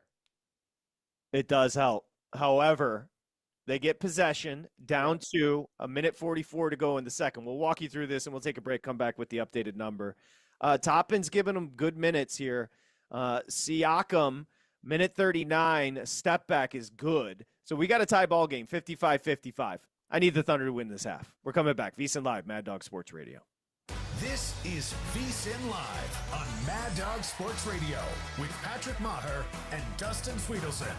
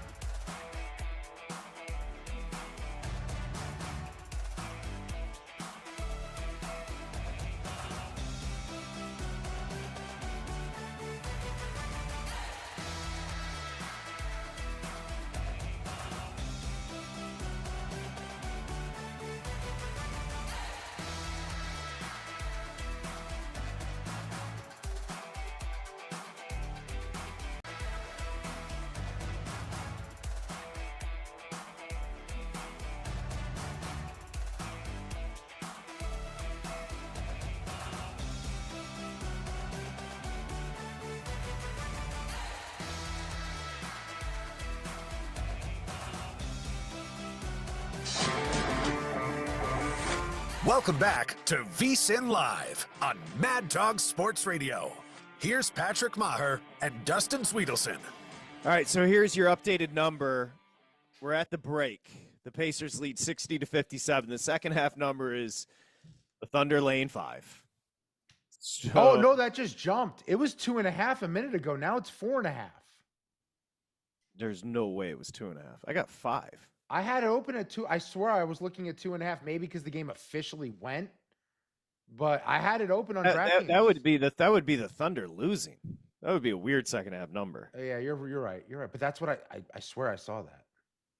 But I'm looking at 5 right now, 110 up and down, 110.5 on the total. They did score 117 in the first half. You expect the defense to be better in the second half. That's the way it generally works in these playoff games. So what are you doing with that 5? Down 3. Man, I don't have good as a Pacers show. I don't love the vibes for Indiana. It felt like Oklahoma City started to figure some things out with their defense, but Halliburton leads that run. They've been a second half team all along. They're at home, and there's a lot on the line here. I'll take the 4.5 with Indy in the second half. You got 4.5. You got a better number. I'll go over the 110.5. I'll stay away from the side. I do expect them to keep going up and down. Well, 117 in the first half. Each scored, I think it was 35-34 coming out of the first in Indy's favor. So points galore to start. Let me see if I can find this one because I have weird vibes. I'm not so sure why I like your over, but I'm not so sure we're not heading towards an overtime. I want to see what the odds are for overtime. That is something I could get interested in if it's like 5-1 or greater. Thunder jumped up 115, so the site I'm looking at, they're getting bet. Overtime's 9-1. I'm betting it. I'm betting 9-1 overtime. I think this is the winner of this game wins the series. It's really that's what I'm saying. There's so much on the line here where I think some of the pressure with OKC down and then being young players on the road and then Indiana just knowing that if they lose this game, they could lose all the momentum. I think things get tight in the second half. I'm gonna go with the overtime 9-1. That's my play. Oh shoot! If you're a Thunder fan, you lay in the 4.5, 5 in the second half. They are down 3. This is starting to feel like a Pacer series, honestly. God, I hope so. I hope so because it forces us to go 7. I just want 7. I want 7. And then I want my ultimate story of Kevin Durant coming back to Oklahoma City to help them win a title. That's not going to happen. Presti's not going to blow it up for a 37-year-old basketball. Oh, I don't think he's going to cost that much to blow it up. Yeah, maybe. I just don't think he's going to mess with SGA. He's got the MVP. Then you bring in a guy that. No, you're probably right. I don't think that's going to happen. By the way, the betting market says Durant's going to end up with the San Antonio Spurs, which is exciting. Yeah, that's what everyone wanted. Him. I guess Chris Paul might be in the trade, but maybe there's a chance they could keep him down there. That sounds like a lot of fun for the league. Kevin Durant in San Antonio. Good close to the first half for Halliburton, who had an and one late. So there you have it. 18 bench points, bench scoring in the first half, 18 for Oklahoma City, and the Pacers still outpacing them with 23 bench points so far. Let me just take a look. Who's leading the Pacers off the bench? What was Mathurin was set at 10.5. See what he's doing. Yeah, 10.5. He's got 5. Toppin with 7. Toppin gave him good minutes. Gave him 6 boards as well. Yeah, he hasn't hit a 3. He loves shooting those threes and missing them. So does Miles Turner. Miles Turner's 0 for 3 from 3, but he's like a 38% three-point shooter from home. Potential for him to get going in the second half, but he has not looked really, really productive offensively in this series. I have a bet on Halliburton to lead the game in assists. That looks good. He's got 5 right now, but I have a feeling the third quarter is going to be a lot of Tyrese Halliburton scoring. Jalen Williams leads the way with 16 for the Thunder. Chet, first quarter merchant, got 6 and 6 in the first quarter, didn't do anything in the second. I'll tell you what jumps out to me, and this may be the X factor for the Thunder. SGA doesn't have a single free throw attempt. That is not something I anticipated seeing at the break. I think 0 they are free calling them. throws. The refs have heard it. The refs have the Pacers have sent the tape, and the refs aren't falling for some of his tricks that usually he gets away with. So I think there's something concerted there. Yeah. Anything on the way out as far as closing tabs? I just want to note Paul Skeens had another great start today for the Pirates against the Cubs, losing effort. I mean, that's always the story. Or I'm sorry, they won 2-1. They were tied last I looked in extras. Paul Skeens this year, 15 starts, 19 earned runs, 4 wins. 4 wins. Yeah, it's not great. By the way, the Thunder just 1 of 10 from 3 in the first half. That's not great. And the Pacers shot 37%. So a little difference there. 3-point lead for the Pacers. On this day in 2019, the Raptors won their first title. Congratulations, Isaiah. Congratulations. Yeah, your boy Kawhi. And also, I know we only have a minute left, but Tim Howard is in a war with Christian Pulisic in the DMs, while Pulisic's dad is in a war with Landon Donovan using ChatGPT. Does this mean U.S. soccer will be taken seriously or not? Wait, what happened? Hold on. What happened with Pulisic and Howard? I didn't see this. I guess Pulisic DM'd him something along the lines of, I hear you're saying things about him. Pick up the phone and we can talk. We can either agree to disagree, but he kind of wanted to say his side of the criticism.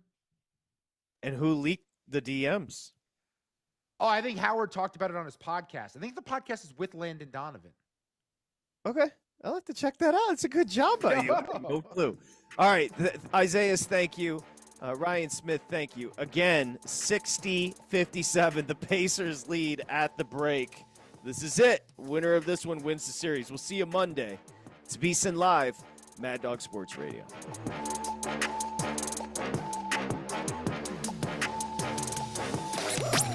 Covering the spread all night long. This is VSiN Live on Mad Dog Sports Radio.